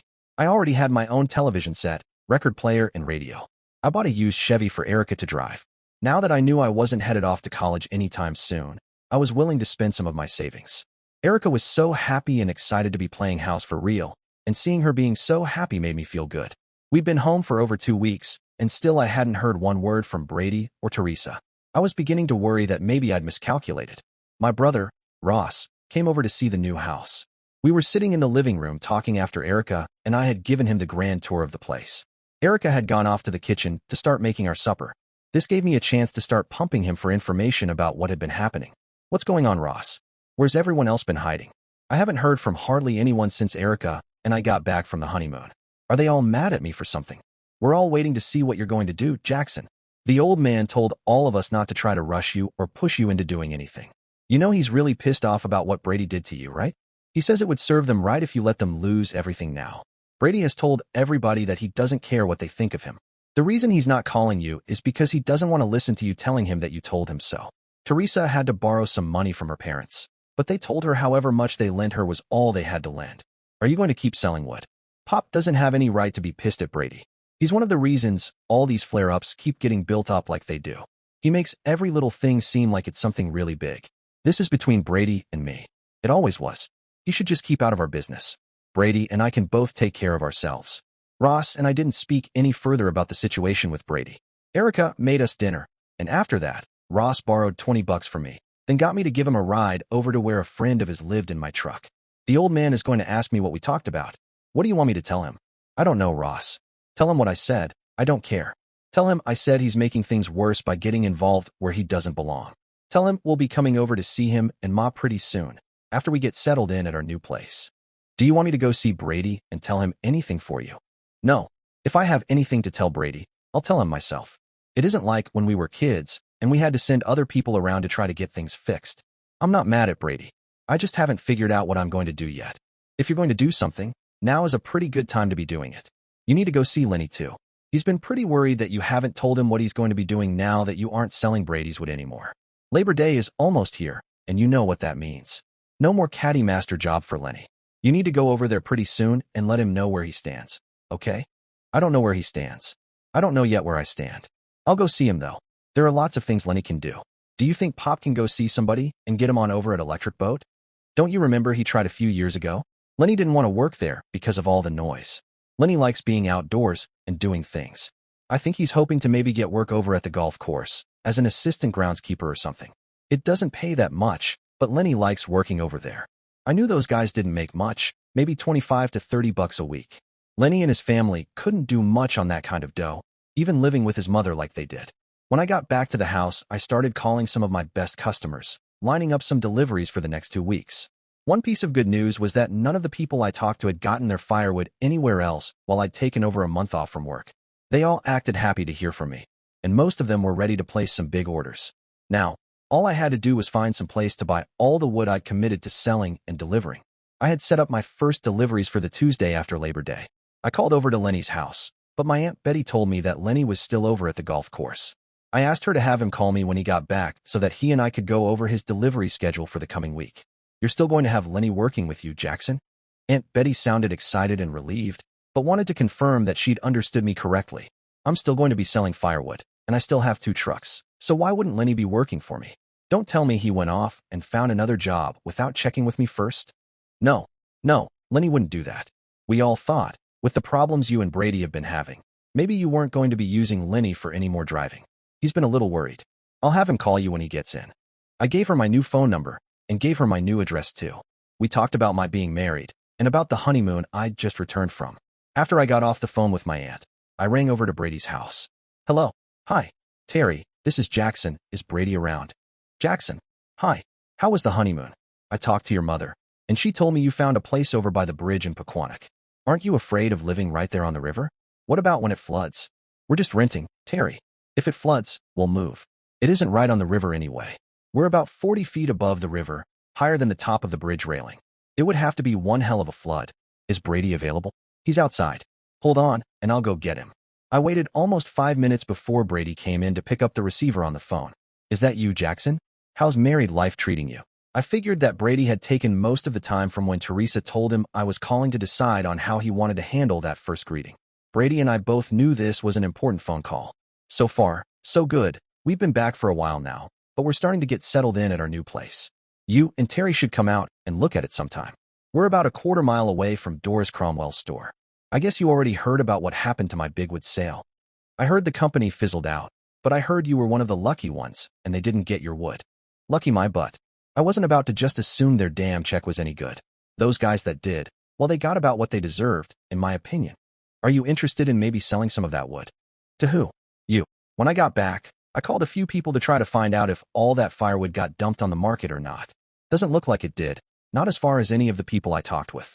I picked up firm orders for 200 cords to be delivered over the next 2 weeks, beginning next Tuesday. I thought I'd see if you were interested before I called anyone else. I'd have to know how much you were offering before I could say if I was or not. I'd give you a fair price, Brady, just like I always have. Why wouldn't I want to be fair? You and me, Jackson, we haven't always seen eye to eye on what's fair. That's true enough, we haven't. I was hoping that was all over with by now. We both have families to feed now. It can be hard enough to manage that, even without worrying about whether or not someone is setting out to cheat you or looking for some way to beat you out of what you're entitled to. I've always thought I'd be willing to give up getting the best price when I bought from you, because I always knew I could count on the quality of the wood I'd be getting and on the quality of the person I was buying my wood from. It also helped, knowing that my buying from you was assuring that you'd turn a profit too. I always felt good doing business with you, Brady. We're family, and I never forget what that means to both of us. Knowing who you are, and both of us knowing how the two of us usually do what we say we will, that's always added to my feeling that us working together was the best way for us to go. So what time are you going to be here next Tuesday, Jackson? I couldn't be positive, but I was pretty sure that Brady's voice had cracked from some of the emotion he was feeling when he asked me that question. You would have to know Brady to know how seldom he ever expressed any emotion other than anger. I knew then that he'd been feeling as much or more tension as I had over how this phone call was going to turn out. Lenny and me, we should be pulling in sometime around 5.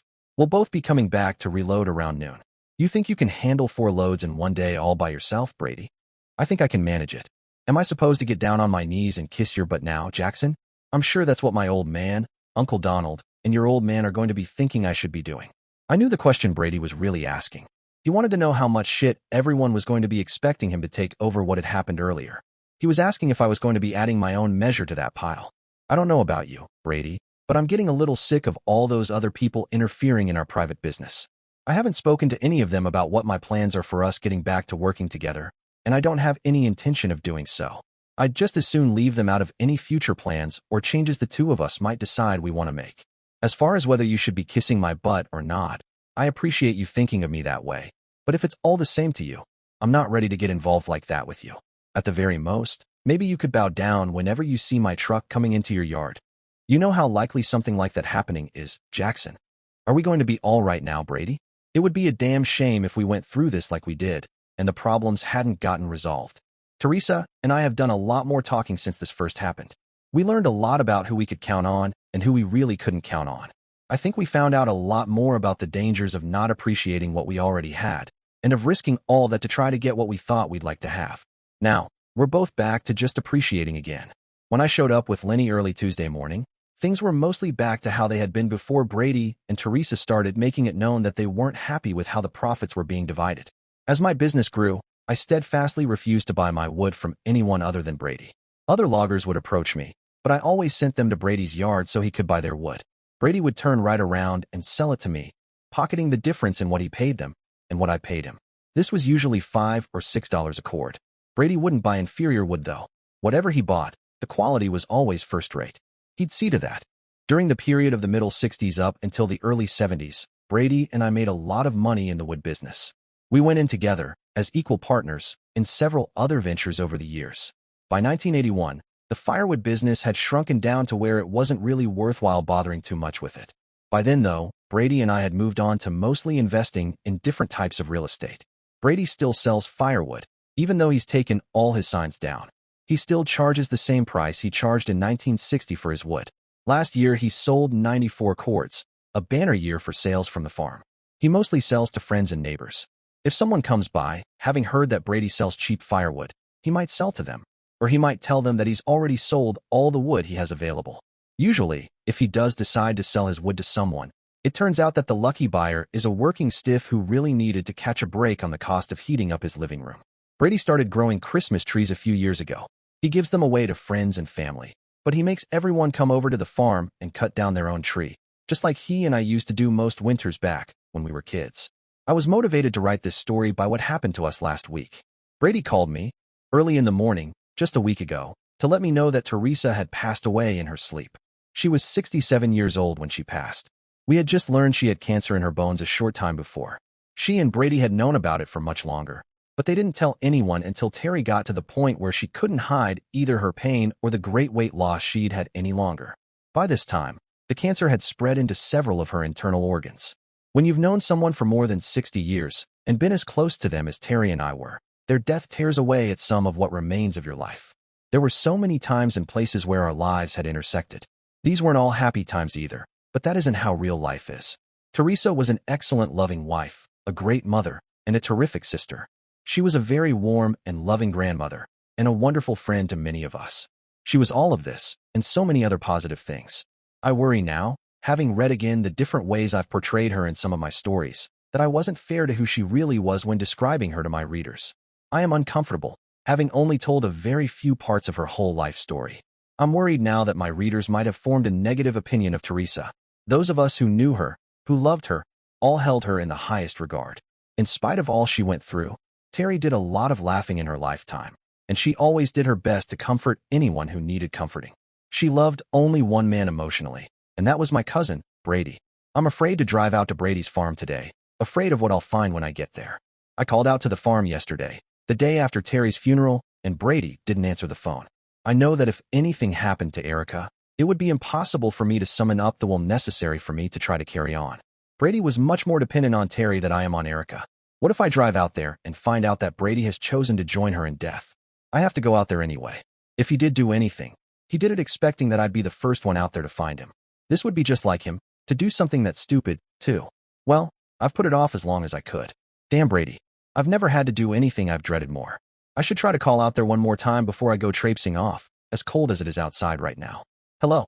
God damn it. Brady, why the hell didn't you answer your damn telephone yesterday? We've been worried sick here about you. I was over at little Brady's house, Jackson. They didn't want me staying by myself last night. You could have called me. Suppose I'd gotten in my car and driven over to your house last night. Jesus, Jackson. I really miss her. I didn't think I was going to feel this way. I knew it was coming, so I thought I was prepared for it. Sell the farm and come here and live with us. It would save me having to drive over there all the time. I'm not selling, and I'm not moving. Have you ever tried one of them electric blankets? Brady's got one in his guest bedroom. They're incredible things. He keeps his house pretty cold at night, you know? With these blankets, though, you feel like it isn't cold at all. You should get yourself some then. You've got the money for it, so why not? I don't have anything, Jackson. Teresa named Brady as the new trustee after her. He told me about it last night. Brady and Teresa had a family trust. All their assets were placed in the trust. I didn't know the value of everything in the trust, but I knew it was a hell of a lot of money. Millions of dollars at least. I was surprised. I hadn't thought much about their trust in years. I guess I'd just assumed that Brady would get control of everything after Terry died. What did Brady say he was going to do? The little shit didn't say. You know why she did it this way, don't you? She was worried that I'd go out and find me some young gold digger, marry her, and then she'd get everything after I croaked. Terry wouldn't think that. Besides, you wouldn't do something as stupid as that, would you? I might have, but now I don't even have that option available. What would you do with a young woman? From what Terry had been telling Erica, it sounded like you aren't really able to do that much anymore anyway. She said that? Well, it's a lie. It hurt her when we tried to do anything. I can still operate just fine. All the plumbing works. Can you believe she went ahead and took my money like that? Do you have anything set aside that wasn't in the trust? Did you see those two at the funeral? I saw them. They both looked pretty good too. Saw who? There were a lot of people there. Which two do you mean? Diane and Margaret. Did you see them? You saw Margaret Tracy? At Terry's funeral? Her and Diane Torres. They were sitting together, way in the back of the church there, over on the left-hand side. They came to the cemetery too. I was watching for them, because I didn't get a very good look at them that time in the church. It was them all right. I didn't see them there. Of course, I was probably paying attention to what the priest was saying instead, and maybe remembering things about Teresa, your late wife, the woman we were all there to put to rest. You knew that it was Margaret that Diane came home from New York with, didn't you? Look here, Brady, I don't want to talk about stuff like that with you right now. I just called to make sure you were getting along all right. I was worried about you. Brady didn't say anything. I could hear him breathing on the other end of the line though, so I knew he hadn't hung up. In a strange way, I felt relieved that he was already thinking of something else besides his dead wife. I was also a little bit disgusted with him. I had heard his enthusiasm when he had mentioned Margaret's name. He wasn't sounding very much like a bereaved husband, one who was ready to throw himself into his dead wife's grave. I never got all the way over her. Did you know that, Jackson? She looks pretty good too. She looks about 50, maybe 55, but no more than that. How old do you think I look, Jackson? I'm still in pretty good shape. Do you think I look around 60? May 57 or 58. This is pathetic, Brady. You look 70, at least. When you come out sometimes in the morning, without your upper and lower partials in, you look even older than that. Before you even start thinking about maybe making a run at Margaret, shouldn't you worry about your son controlling all your money? Don't you think Terry told him what to do if you start behaving foolishly? Brady's a good boy. He'll do whatever I tell him to. In the first place, he's in his 50s now, Brady. That isn't a boy. In the second place, you talking to me about Margaret like you are is scaring me. I'm pretty sure that Diane and Margaret are a couple. Do you know what I'm saying? Just do me one favor, Jackson, okay? I can't do anything now anyway, because I'm not over Teresa's dying yet, and it wouldn't look right to the kids if I did this myself. Call Margaret. Why don't you? And find out if she's maybe interested in seeing me again. Could you do that for me? Margaret Tracy always hated me. Brady, you know that. I would feel like I was being disloyal to Terry's memory if I were to help you with any part of this. Also, and this isn't important also, you aren't in any kind of shape right now to be thinking about things like this. When you are, you should ask Erica. She likes stuff like this, she finds it exciting. She'll help you, but not a week after your wife of more than 50 years has died. I don't know how much longer I've got left, Jackson. I don't want to waste whatever time I might have. I shouldn't be surprised by this, Brady, but I am. You should be ashamed of yourself. How can you even think about tomcatting around at a time like this? Who said anything about tomcatting? Seeing an old friend, someone you haven't seen for a very long time, that isn't tomcatting. There's a bit of curiosity I've been having about her too, ever since I recognized her at the funeral. Don't you think she came to that church just to get a look at me too? Why would she do that if she didn't still feel something for me? How would it hurt anything if you just asked her a few questions and found out for me if she might be interested? I told Brady I'd think about what he was asking. This wasn't how I'd mourn my wife, by trying to latch onto an old flame, but Brady and I had our differences about some things. I stood by my chair, thinking about how I might have reacted if, at Erica's funeral, I'd noticed Faye Watford, my first love, seated in the back of the church. I might have gotten lost in my reverie if Erica hadn't come looking for me, very much alive and curious about the expression she saw on my face. She startled me so much that I blurted out everything I'd learned about Brady. Terry was right about him, Jackson. She was smart to set things up so that Brady is protected from his own base instincts. Brady has a right to use his own money any way he chooses. Teresa is dead, and their wedding vows have been satisfied. She shouldn't try to control his behavior from the grave. It isn't right. We should have our own trust, Jackson, for the taxes we'd save at least. What happens now when one of us dies? Winner take all. Survivor gets it. Suppose we both die at the same time. Then what? Ross gets it then. At least whatever's left after Uncle Sam steals as much as he can. What about my sisters? What about their kids? If I die first, then I guess they hit the jackpot when you die after. What difference does it make? We'll both be dead anyway. When your father died, he took pretty good care of all your sisters as I recall. They're all doing pretty well on their own. So is Ross, come to that. I've got an idea. Why don't we just spend as much of it as we can before we die? Would you ever do what Brady's doing if I died first? I knew this was a loaded question. I decided to play it as a joke, hoping she'd just drop it. Hell no. Margaret Tracy and I never got along. Plus, she's over 3 years older than me. I think she's 69, just like Brady. I could see that Erica wasn't going to get sidetracked by my answer. You know what I meant. Don't even try to pretend that you didn't. If I died first, would you ever be interested in finding someone else? Time to put an end to this conversation before it gets out of hand. I'll give her the reassuring answer she wants. Put an end to this topic of conversation before it even gets going. Absolutely not. No way. A man should know when to quit. I've got no use for another woman in my life. You don't even have to think about that. Believe me. That should satisfy her. My answer was clear-cut, straightforward, and, for the most part, completely honest. Not even Faye Watford. How about if she called you like Brady wants you to call Margaret, maybe a week or so after I was dead? How did I know that Faye's name was going to come rolling off of her lips like that? Maybe it was because I knew, from long, painful experience, that Erica had an unerring habit of going straight for my jugular. The gloves had come off now. Erica had gotten to the meaty part of the bone. I had to be careful. Any equivocation was as good as me making an admission. Fantasy or reality. Erica didn't differentiate between the two. Not unless it was her fantasy and her reality. Then, she'd switch back and forth any way it suited her to. Maybe she's dead. She was a little older than me. I haven't heard anything from her in about 50 years. Brady hadn't heard from Margaret Tracy in that long either. What if Faye were to call you? I was nervous, but I was getting a little upset as well. We all had our secret thoughts. In spite of all her years of trying to probe the truth out of me, at least the truth that her fears had convinced her was there to be probed, Erica had never gotten me to admit anything about Faye, beyond what had happened in the short time when we were together. I'd told her all I was ever going to tell her. Whatever was left, if anything, was my memory to have, not hers. I'd ask her how things were, tell her about my life, and ask about hers. We'd talk for 10 or 15 minutes, and then I'd hang up the phone, and we'd both go back to doing what we'd been doing for the last 50 years. It isn't going to happen. It isn't anything I'd want to happen. We aren't the same people as when we were kids. Do you ever regret not making love to her? Danger. Danger. This isn't a question a man should give an honest answer to. Not a wife either. Life is full of regrets, of opportunities forever gone. I'd made love to Faye at least 100 times in my thoughts. Mostly for the purpose of ridding myself of whatever regret I might have felt about not actually doing so when she offered herself to me. For every time I'd thought about doing it with her, though, I'd had another time when I was happy that I'd resisted doing so. I knew that ratio wouldn't be enough for Erica, though. 100 to 1 wouldn't be enough of a ratio for her. I wouldn't trade one time that we've made love for 100 times with Faye. If I regret anything, it's not showing you how much I loved you enough to keep you from worrying about things like this. I promise you, after you die, I won't make love to any other woman. Okay, you wouldn't tell me that if you could still get it hard. I could take those pills, Cialis, Viagra, Levitra. You're the one who won't let me take one of them. Because you take those nitroglycerin tablets, Jackson. If you didn't need them for your angina, I'd let you take those other pills. I'm not willing to watch you die just so I can have a few more orgasms.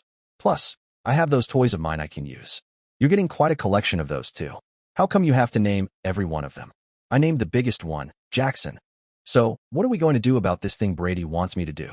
We should call Margaret and invite her over for dinner. I can talk to her privately and see if she's even slightly interested in Brady. Do you think we should invite the other girl too? Diane. Sure, why not? Did I ever tell you Diane and I used to go on walks in the woods when we were kids? We were close back then. Brady dated both her and Margaret, actually. Maybe they'd get along well now. Isn't it odd that 2 of Brady's former girlfriends have become such good friends? What does that even say about Brady? I don't know. I think Diane might have always been more drawn to her own circle than into serious relationships with guys. Once, I noticed her paying more attention to another girl during a party than to anything else going on. Ross even mentioned she seemed a bit different afterward. Either way, I don't think it means much about Brady, other than the fact that he had relationships with both of them. If they've since moved in a different direction, that's their journey. I just don't understand how Brady can even think about anyone new right now. It's frustrating. I watched as Erica began to cry again. We'd both done more crying this week than we ever expected to. Every time Teresa came up, one of us would fall apart. I wished we could move past that part. I already told Brady I wouldn't make the call for him. You shouldn't. I'll do it. But not for Brady. I'm doing it for Teresa. She would want someone to look out for who he meets next. I can at least get a feel for whether they're genuine or just after something else. Brady doesn't have anything to offer in that way anymore, remember? His son controls the trust now. Did Brady really say he's doing fine physically? That's what he claims. I'd probably say the same if someone asked me, just to keep things simple. You never mentioned to Terry that I've had any issues, did you? If you did, she would have told Brady for sure. She'd never tell him something like that. Women aren't like that. If I did tell her anything about us, it was only because she asked me, because she was having problems with Brady. He's older than I am. If one of us was supposed to have problems, it should be him, not me. I made a mental note to visit my doctor and ask about one of those new prescriptions. I'd stopped using those nitro tablets 5 or 6 years ago, right after I first got them. Erica kept replacing them now and then, insisting that fresh ones were more effective, saying the old ones went stale like bread. It was easier to let her believe I was still taking them than to deal with her worrying if I told her I wasn't. I hadn't noticed any issues with my circulation, but I had started to feel like something just wasn't working right. Eventually, I got tired of the whole thing and gave up on trying to sort it out. Still, if Brady Blackwell's health was holding up better than mine, I wanted to be sure he didn't get the wrong impression from anything Teresa might have said before she passed. Those pills must be doing something, though the pharmaceutical companies were making a fortune off them. At $10 a dose, they better be. I'm keeping in close phone contact with Brady. I called him this morning to tell him it was too cold for me to drive over there today. I just called him again at 3 o'clock to let him know that tomorrow looked like it might be warmer. With wind and rain being forecast, I told him I doubted whether I'd get out to see him tomorrow either. Both times I spoke with him, he ended up asking me if I'd contacted Margaret Tracy yet. I've been putting him off. I'm hoping that Brady hasn't said anything to any of his children about Margaret being at the funeral. Erica has been out running errands since noon. When she gets back, I'm going to ask her to go see young Brady to find out what arrangements he's planning on making as far as Brady's future personal finances go. I don't want Brady to get his butt in the ringer in the event he proceeds with this ridiculous infatuation he seems to have for Margaret. I waited for Erica until 5:30, but when she hadn't gotten back by then, I opened a couple cans of chicken noodle soup and started heating them up. I had just gotten settled at the table with my soup and some peanut butter and saltine crackers when I heard her car pulling up in front of the house. I heard her laughing and talking with somebody, so I knew she'd brought company home with her. I was trying my best to polish off the last of my soup before Erica and her guest made it inside the house. I hate cold soup.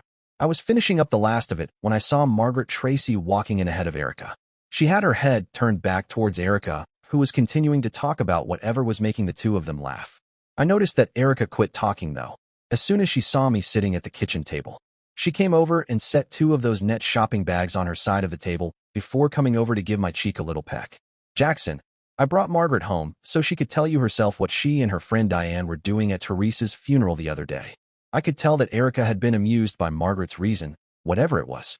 From her reaction, I was guessing that meant that Margaret hadn't come to the funeral to check Brady out like he'd been hoping. Hi, Margaret. Long time no see. I had gotten to my feet, trying to pull the dish towel I'd been using as a bib out from the neck of my shirt. Hi yourself, Jackson. Your wife isn't anything like who I would have pictured you getting married to. She's been filling in all the blanks and bringing me up to date about you and Brady and the rest of your family. I knew a lot of it, but I hadn't heard about your sister, Joan, until today. I'm sorry, that was a long time ago. Her daughter, Diane, she's 42 years old now. When she was younger, she was the spitting image of her mother. She's living up by San Francisco. She teaches kids piano over in the East Bay area. Some inner-city program she and her husband founded and run together. They get these music appreciation grants from the state and federal governments. I don't know why she picked Oakland to do this in, but she's turned out some pretty talented young artists. Greg, her husband, has managed to get scholarships for some of them into various nationally known music conservatories. They have a young girl student of theirs studying at Juilliard right now. I was surprised when Erica told me that Brady recognized Dee and me at the funeral. No one usually does. We always try to go to any funerals when it is for someone that either of us knew. We went to the ones for both your parents, Jackson. The one for your father was the best funeral either of us have ever been to. So many people we knew were there, and that thing that you, Ross, and Brady did near the end, where you each got up and told some stories about your father, that was so moving. And it was really funny too. You don't expect to laugh very much when you're at a person's funeral, but almost all of the people there were laughing too. When Ross talked about your father, it was the funniest thing. Did the three of you rehearse any of that beforehand? We didn't rehearse it. We all agreed that we'd get up and say something, but that was it. If you thought the stuff at the funeral was funny, you should have come over to my house right after the funeral.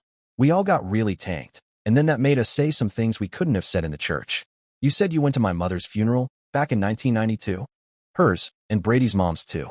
We missed Mr. Blackwell's, but neither of us had moved back here by then. There are so many people dying now. You didn't go to Frank Tierney's funeral. That was a sad one. He got run over and dragged by that Arco tanker truck over in Boston. I think it was in '03 or '04. He lasted about 3 weeks in the hospital, and then he died.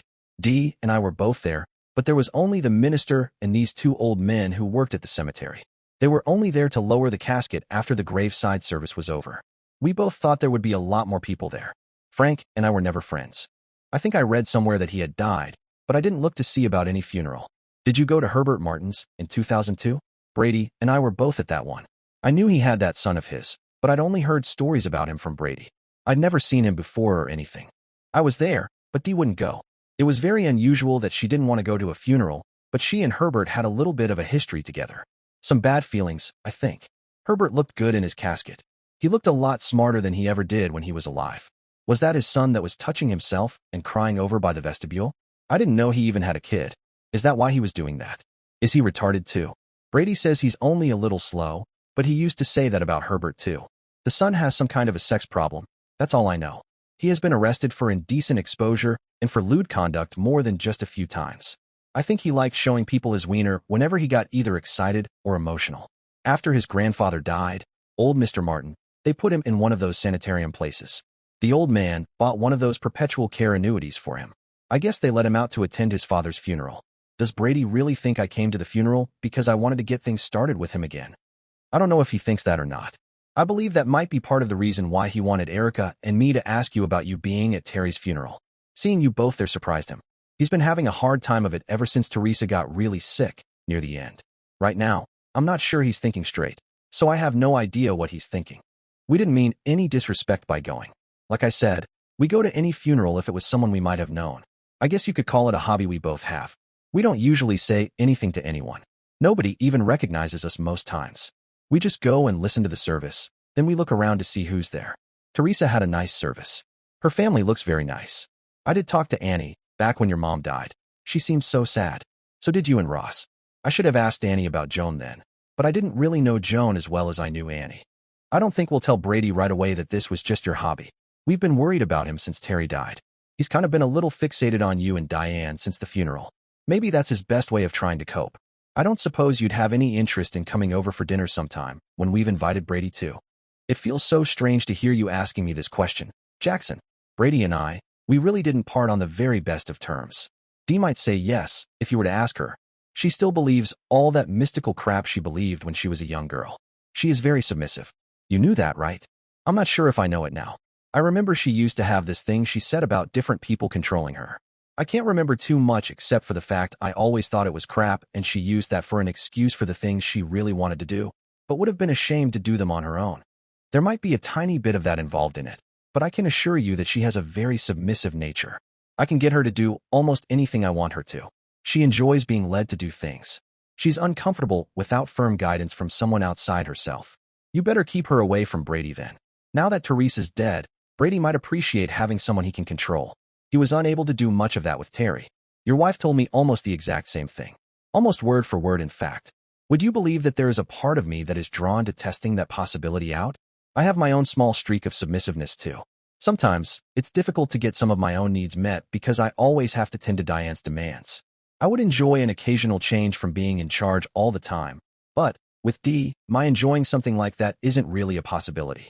Brady always had that unfortunate tendency of needing total control and total ownership of me. I wouldn't care to have to suffer through that again. Not for myself, and not for Diane either. He was surprised at how youthful you look. Impressed might be a better word. I've known Brady all my life, and I'd have to say I never saw him try to do with anyone else what he did with you when you guys were together. I mean all the fights, and not letting any other guys near you. You were the only one he ever did that to. It has been a long time. When I was a girl, I was way too impressed with myself, and with the power that having the appearance I did and me being with Brady was giving me. I wasn't a very nice person. I'm still not very nice, when you come down to it. But now I make an effort not to be the same kind of bitch that I once was. So, what should I tell Brady when he asks me about you again? If he asks, tell him I'm sorry for his recent loss. Tell him I'm sorry too, for the way I used to treat Teresa, and for all things I did back when I was young. Should I tell him that you and Diane have no interest in getting together with the rest of us and having dinner together? It does raise such interesting and delicious possibilities. Before you say anything to him, let me take the opportunity of first discussing this with Diane. She'd be so nervous if we really did arrange such a meeting. My most serious misgiving would be about us giving any appearance that we wanted to lead Brady on in any way. We'd only be agreeing to coming here for a dinner party with you and Erica. A party where we already knew that Brady would be an additional invitee. If we could all agree on it only being that, having a dinner party might be possible. A few old friends deciding to get together for a pleasant evening of conversation. After Margaret said that, Erica spirited her away on the pretext of wanting to give her a tour of our home. I think she was afraid I might say something to cause Margaret to change her mind about coming over with Diane for a dinner when Brady was going to be here too. Erica really loved this kind of intrigue. Now that Erica had started things in motion, I was perfectly content to move away from all of it. If it turned out to be a big mistake, I couldn't be blamed for any of it. I was also aware that Erica would be pumping Margaret for as much information as she could get. Erica had always had this ability to get people to tell her far more information than they thought they were giving. She was an excellent judge of people. I'd learned not to doubt some of her most outrageous and outlandish conclusions. It was after 8 before Erica and Margaret again reappeared. Erica walked her out to her car to see her safely off, and then came back inside. Jackson, please don't say anything to either Diane or Margaret about all Brady's money being tied up in that trust. You think they're out to get his money? No, not yet they aren't. I did find out that Diane and Margaret are both feeling something of a financial pinch. I let slip a few of the details about how well you, Brady, and Ross have done with some of your investments. Both of them have seen Ross and Sandy's house. I mentioned to her that you and Brady have done at least as well as Ross has. I also made mention of the fact that Brady and Teresa were better off than either you or Ross. Just don't say anything about the trust or about who now controls all that money. Why do you want to encourage this? You heard her yourself. Neither of them are interested in Brady. They just like attending funerals. We also shouldn't encourage Brady. If he thinks they might be interested, he'll probably do something foolish, ending up hurting all his kids' feelings. You know how they'd all feel if Brady started chasing around so soon after their mother died. We talked for a long time. Too long. By the end of our little talk, I was more convinced than ever that this was all going to turn out badly for us, especially for Brady. Unfortunately, I was also convinced that Erica was going to grease things along in order to see that things did happen. Twice, while we were talking, Erica mentioned that Brady needed something to take his mind off of Terry's death. I think Erica felt like she needed something to take her mind off of that as well. She and Terry had been very close, closer than most sisters. I'm starting to wonder if she and Teresa might not have discussed something like this happening after she was gone. I couldn't see Teresa wanting Brady to go looking for someone new so soon after her death, though. All the Italian people I'd ever met were pretty big into the whole mourning process. Some Italian widows and widowers would dress all in black for 30 or more years after their spouses died. For the Irish, like my family, 1 year was the very shortest period of mourning anyone considered decent. Anything else was a huge insult to the departed spouse and to his or her family. I called Brady again at 9 o'clock. I wanted to tell him that I've changed my mind about driving over tomorrow. Brady never stays up very late, not unless he's been drinking. I let the phone ring 7 or 8 times before giving up. I wasn't sure what I'd tell him about Margaret. Erica wants me to tell him that both girls were going to be coming to dinner at our place and to ask him if he'd like to be included in our plans. I think Erica wants to play with fire. I can easily see this getting out of control. Real easily. In fact, it is almost bound to get out of control. Erica never saw Brady when he and Margaret had their on-again, off-again relationship. She has never even seen the most vicious side of Brady. Maybe she saw a little bit of it that time we had the fight over at the El Bolero, but Brady hadn't even been mad then. Not like he used to get if anyone else even looked at Margaret. I have known it. I've seen and felt it. That is certainly one part of my childhood that I'd have absolutely no wish to relive. I wish she had known Brady then. She might not be so anxious to get any part of that going again. I got over to Brady's a little before 7 the next morning. It was cold and sprinkling, but all the weather reports were forecasting a big storm coming through later in the day.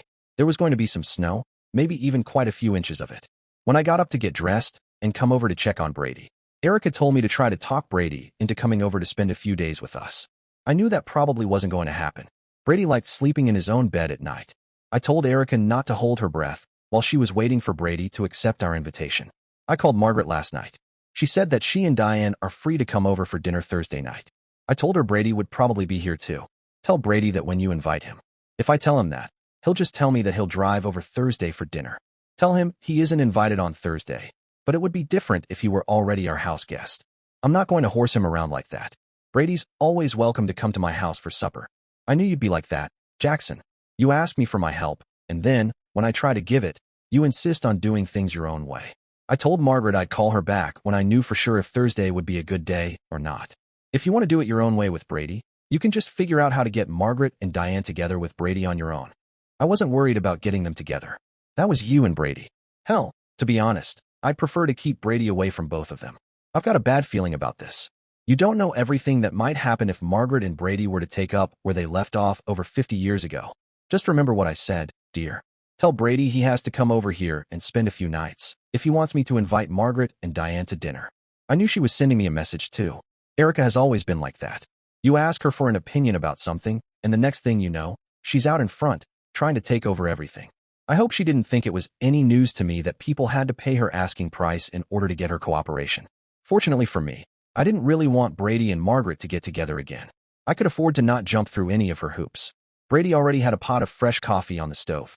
Erica and I used one of those electric Mr. Coffee things, but Brady cooked his up on the stovetop burner. He still added some eggshells to his coffee grounds, just like my parents and his used to add them to theirs. I had no idea why they had ever done that, but the coffee tasted fine. I guess some habits are hard to break. Erica wants you to come over to our house and stay for a few nights. She's worried about you getting enough good food to eat. I need to stay here. I don't need any fancy food to get by on. I like a good breakfast in the morning, which I'm perfectly capable of making myself, and then I just heat up some of that frozen stuff you can buy over at the market. Put it in the oven for 35 minutes, and it's ready to eat. Tastes good, and it's easy to clean up after yourself too. Erica has gotten in touch with Margaret and Diane. I think she mentioned something about maybe inviting them over for supper one of the nights when you're visiting. Really? Isn't that something? Did you find out why they came to Teresa's funeral? They go to most of the funerals for people they knew. They went to your mom's funeral. They went to my mother's, and to my father's too. They apparently go to quite a few funerals. Margaret said she went to Herbert Martin's funeral. She even went to Frank Tierney's funeral. Frank died? When? I don't remember anyone telling me he was even sick. He got run over by one of those Arco tanker trucks up in Boston a few years back. He got dragged underneath for a long ways after too. Margaret said he was in the hospital for a few weeks before he died. Not a way I'd pick for myself to kick the bucket. I bet somebody made some nice money in a lawsuit after that though. Getting run over by a tanker truck from a big oil company like that, somebody must have gotten a nice settlement. Only thing better would be if you got run over by one of them Kennedys when they were all liquored up. Be even better if they did one of those hit and run things, but somebody went and got their license number. Boston jury might not give that big of an award against one of the Kennedys though. Arco is probably better. Did you ask Margaret if she wanted to see me? No. She did say she was sorry for what happened to Terry, and that she felt real bad about the way she always had treated her though. Said to tell you she was sorry for a lot of the things she did back when she was a kid. She looks good though, don't you think? She looks good for a 70-year-old woman, but she doesn't look like any 55-year-old to me. She isn't 70, damn it. We're both in our 60s. Sorry, Brady. I forgot you still have a few months to go before you hit 70. Last time I checked though, Margaret was the same age as you. Compared to you though, she does look somewhat younger. Why didn't you ask her when you had the chance? I told you I was wondering. I'm trying to stay all the way out of this one, Brady. Erica said she'd set up a dinner party for when you come over to stay at our place for a few nights. Don't need to spend any nights just to get some supper. Tell her to set it up and let me know which night it is. I'll be there. Phone is right over there. And I'm sure you still remember our number? Call her yourself. I said I'm not going to be a party to any of this. You and Erica are the ones that seem hell-bent on doing this. I'll just stand on the sidelines and watch to see how it all turns out for you. Brady groused a lot about what I said, but I also noticed he wasn't reaching for the telephone to call Erica. He and I played a few games of cribbage to pass the time. Right before lunch, we went out in the rain and helped one of his neighbors load up a couple of cords of wood Brady had set aside for him. Poor guy was out of firewood and couldn't wait for better weather to come over to load it up. Brady said he worked over at the casino and that both he and his wife had an addiction to the slot machines. I noticed the man telling Brady that he'd be over to pay him for the wood real soon. Brady told him it didn't matter too much and just to pay him when he had it to spare. I see you're turning into one of them philanthropists now, Brady. I guess you can afford it though. Don't you worry none about Eddie. He'll be over here in a week, 2 at the outside, with my money. His father was the same way, except with him it was whiskey instead of gambling. Whiskey killed his dad. I don't suppose the gambling is as dangerous for Eddie as the hooch was for his father. I wanted to let you know that I have plenty of extra dough in case little Brady puts you on too tight of a budget. Brady just laughed and shook his head from side to side. I think I've got enough on my own to last me. The kids might think they have everything, but they don't. Not by a long ways. I made up my own trust about 2 years after Teresa used me for target practice that time. Just in case. A lot of the time it was just easier to put a little land deal together using my own money. If my mother needed anything, because she didn't always get along with Teresa, she'd come to me, and I'd take care of it, without the need for Teresa to be getting all worked up about it. Comes in handy, having your own source of money. I figured you might have something like that, but I just wanted to make sure, in case you didn't. Tell me about this problem that Erica talked to Teresa about. Your pecker just up and quit working. That's always the problem with women sharing things with other women. No woman will ever keep a man's secrets. They'll keep their own, but never a man's. It's not really that serious. One of my valves must have sprung a leak or something. It still works, just can't hold pressure where it's needed for too long. Those little blue pills don't work for you. I haven't tried them. Like I said, I think I need to get a new seal put in or something. It still functions, but it's becoming more trouble than it's worth. That's nonsense, Jackson. It was all that smoking you used to do. It clogs up arteries, and it also affects the smaller vessels that feed into the system. Are you admitting that it affected you too? I seem to remember that the first Camel I ever smoked was one I borrowed from you. Refresh my memory again. Brady, who was it that asked me for all my leftover cigarettes back when I quit trying to get back into shape? That would be me, Jackson. Cigarettes don't have the same effect on people who actually get outdoors and do some honest work once in a while. I've already told you everything I have still works. The only issue I've ever had was with my teeth. You're telling me you don't have any problems functioning properly, right? None at all. If anything, my problem is managing to calm down again. It can get pretty embarrassing too. You know what? I think you're full of shit. If it does work, I'd be willing to bet big bucks that it only works when you take a bunch of those damn ED pills. I never said I didn't. Not a bunch though, just one. Not all the time either, just when I'm feeling a little bit sluggish. A man my age isn't afraid to take advantage of a medical breakthrough. I own a bunch of stock in Pfizer's anyway. Part of what I spend comes right back to me in dividends. Medicare and my Part B coverage pays most of it for me anyway. Of course, when I was only your age, I didn't need to take anything. This is only recently that I've even looked into Viagra. You should try it. Can't hurt. I thought you said Terry couldn't, because it hurt her too much? Jackson, there are some things a man needs to keep private. You're stepping way over the line here. Let's drop it, okay? Screw you, Brady. This is exactly why I didn't want to let myself get involved in this thing of yours with Margaret. I just knew it was going to get you started up again with being the same way you used to be. I don't want to go back to how it was then. If you want to let your tools start leading you around again, you can do it all by yourself. What is this you're going on about? I never let my pecker do my thinking for me. Never. Margaret has nothing to do with this anyway. You're just jealous that I'm older than you, and I still have my keen interest in women. Have it your way, Brady. I still don't want any part of helping the two of you get together. Not now. So soon after Terry and all. I kept him company for another hour, helping him separate some of Terry's things for the Goodwill and some for the trash bin. I could tell Brady was bothered by having to take care of something like that. After about an hour of it, he just left off what we were doing and grabbed his coat and went out for a short walk by himself. I kept working for about another 30 minutes until he came back inside. It was clear how cold it was outside. Some of the moisture from his tears had started to freeze on his rosy red cheeks. As soon as he came in, he poured himself a generous glass of 4 roses. I had a small one too, just to keep him company. You better get going. The snow is going to start sticking soon. Tell Erica I'm free almost any night for supper. I'll have her call over here. You can tell her that yourself. I'm glad you have your own dough, Brady. I don't think the kids are going to be happy if you follow through with this. Jackson, I have kids, grandkids, and soon I'll have a great-grandkid. I've put in my time. I have a right to live some kind of life for myself now. If any of them don't like it, that's just too bad. Same goes for you. I don't go around judging everything you do or offering you advice. I already knew you didn't like Margaret. It doesn't matter. I'm not concerned with her for you. I'm thinking about what's best for me. What difference could any of this possibly make to Teresa? Do you think she even knows or cares what happens to me now? She might not, but the rest of your family sure does. The best way to avoid trouble is to stop it before it even starts. You can quit this before it goes any further. That's another thing. More than anything else, I'm just so tired of always trying to prevent trouble. I'm not afraid of a little conflict. So what if some feelings get hurt? Remember your old man? Remember my mother? They stayed out of trouble, and look how miserable they were after Aunt Catherine and my father died. Just before my mother passed, you know what she told me? She said it was better to look out for yourself, to do what you want. She drank too much because she felt so alone after my dad died. Speaking of him, Do you think he should have been out in the heat carrying a heavy mail bag every day with his blood pressure? He could have had an inside job, sorting mail or working the counter. But he didn't ask. He didn't want to make waves or cause anyone trouble. He was 55 when he passed. What kind of life was that? People have been looking after you your whole life, Brady. After both of us, that's what I should have said.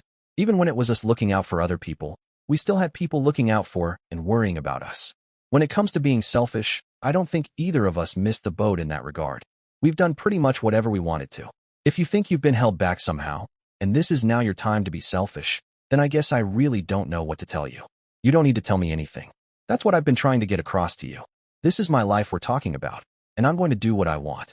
Period. End of discussion. I knew he really meant it too. Brady wasn't easy to reason with, even in the best of times. Now, with Teresa dead, there wasn't anyone left who could talk him out of pushing ahead with whatever he decided he wanted to do. I'd taken my shot at it, but my heart hadn't really been in it.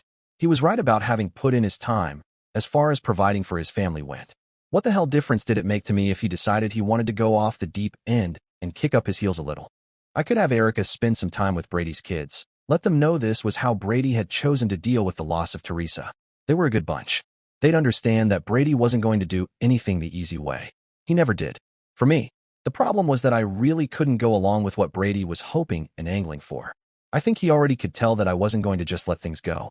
I guess this is where we part company then, Brady. I understand what you're saying. I just can't bring myself to believe that you have the right to go ahead and do whatever you choose to do, no matter who it might hurt. Not if the only reason you can give me is that it would make you feel better. You could afford to wait for a year before you start running around and embarrassing yourself. You don't need to shame Terry's memory like you're planning on doing. You better get out of my house now, Jackson. I've had just about enough of your holier-than-thou preaching to me. If our positions were reversed, I wouldn't lay this kind of shit on you. Go on, get out of here. Don't bother calling me, or coming over here anymore either. I'm done with you too. I left then. I got in my car, and I didn't look back. I knew I'd regret this conversation for a long time. Probably for as long as the two of us lived. If Brady died first, I'd regret it even longer. Someone had to tell him that what he was planning was clearly wrong. I was the only one left who was close enough to him to do it. By the time I got back home, it was really snowing hard. I was happy to pull up in my own driveway. When I got out of the car and hurried over to the front door, it was opened by Erica, and I just hurried through, so she could close it before letting out all the heat. She took one look at my face and started right in on me. Brady's not going to be coming over, is he? Probably not. Was it bad? Pretty bad. We went through some of Terry's clothes, sorting out what to send to the thrift store and deciding on what could just be thrown away. Brady did it with me for a while. Then he needed to take one of his walks around the farm. When he got back, we had an argument, a pretty bad one, about what he wants to do. Brady thinks he can do whatever he wants to now. He says he doesn't care what anyone else thinks. He told me this was his time now. Jackson, you can't tell someone like Brady what to do. You should know that by now. You two are just alike. He'll think about things, and then, after he does, he'll decide to stay right there on his farm, doing the same things he's always done. He just doesn't like to be told that he has to do it. He won't stay mad at you forever. You'll see. If you say so. Don't hold your breath, though. I know Brady. It has turned out that Erica and I were both partially right. Brady has stayed put on his farm. Little Brady has stayed in touch with Erica, and he keeps her up to date on what Brady's been up to. It has already been almost 8 months now since Teresa died. We had Diane and Margaret over for dinner a few times, just the two of them with Erica and me. We always talk about Brady. Erica has told Margaret that Brady is still in mourning. Margaret doesn't seem to be in any hurry to see Brady anyway. I know that Erica has lent Margaret and Diane some money, enough to get them through whatever small problem they were having. I didn't ask her about it when I got our bank statement. It wasn't enough for us to have a fight over. I've been going over to Ross's house a lot more than I used to. The two of us have been going out looking at some properties. It seems to me like all the prices are too high to remain where they are. I keep waiting for a big correction to occur. While I'm waiting for that to happen, Ross and I have started making some good profits by loaning out money and taking back first mortgages on some of the undeveloped land in areas where we're interested in investing. Our policy is not to lend more than about 25% of the current market value. Even then, I can't say I feel that secure about our exposure. Ross is hoping we get some of this land when the owners default on their notes. I'm hoping everyone keeps paying us the interest we've been charging them. Ross keeps in fairly close contact with Brady. We have a deal in place, though. He doesn't talk to Brady about me, and he doesn't talk to me about Brady. It works out fine, because he tells Sandy about Brady, and then Sandy tells Erica. Erica makes sure I know anything she thinks I need to. I'm fairly certain that Erica has recently started calling Brady, probably at least 2 or 3 times a week, when I'm over at Ross's, or if I'm out at some doctor's office. I'm guessing that she mentions whatever I'm doing, although I'm just as sure that Brady doesn't ask her anything about me. This is the longest I've gone without seeing Brady since. Well, since probably as long as I've been alive. I still have conversations with him, but now I make up the responses that he'd probably give me. In my head, these conversations don't sound much different from the real ones. Maybe a little less swearing, but other than that, not too different. I'm guessing that Brady is still thinking of things he'd like to be saying to me too. At supper tonight, Erica asked me if I was planning on calling Brady when the year is up. I told her I wasn't. Brady told me not to come over and not to call him anymore. I told her that too. Then I told her I hadn't said anything like that to Brady, so he was free to call or come over anytime he wanted to. I won't tell you what she said to me after, but it wasn't very complimentary. I think she believes everything will blow over as soon as Teresa has been dead for 1 year. That isn't what I think though. Erica was right when she said he and I were a lot alike. Well, now it's been a whole year. A year and 2 weeks actually, since Teresa died. Just like I figured, Brady's being just as stubborn as he always was. I'm not surprised. I'm not a bit surprised. Someday Brady is going to admit he's glad he didn't do anything to reflect badly on his late wife's memory. He'll have to admit it to himself though, because I sure won't be around to listen to him. I guess Brady was right about cigarettes being worse if you weren't out in the woods or out on your farm chopping down trees.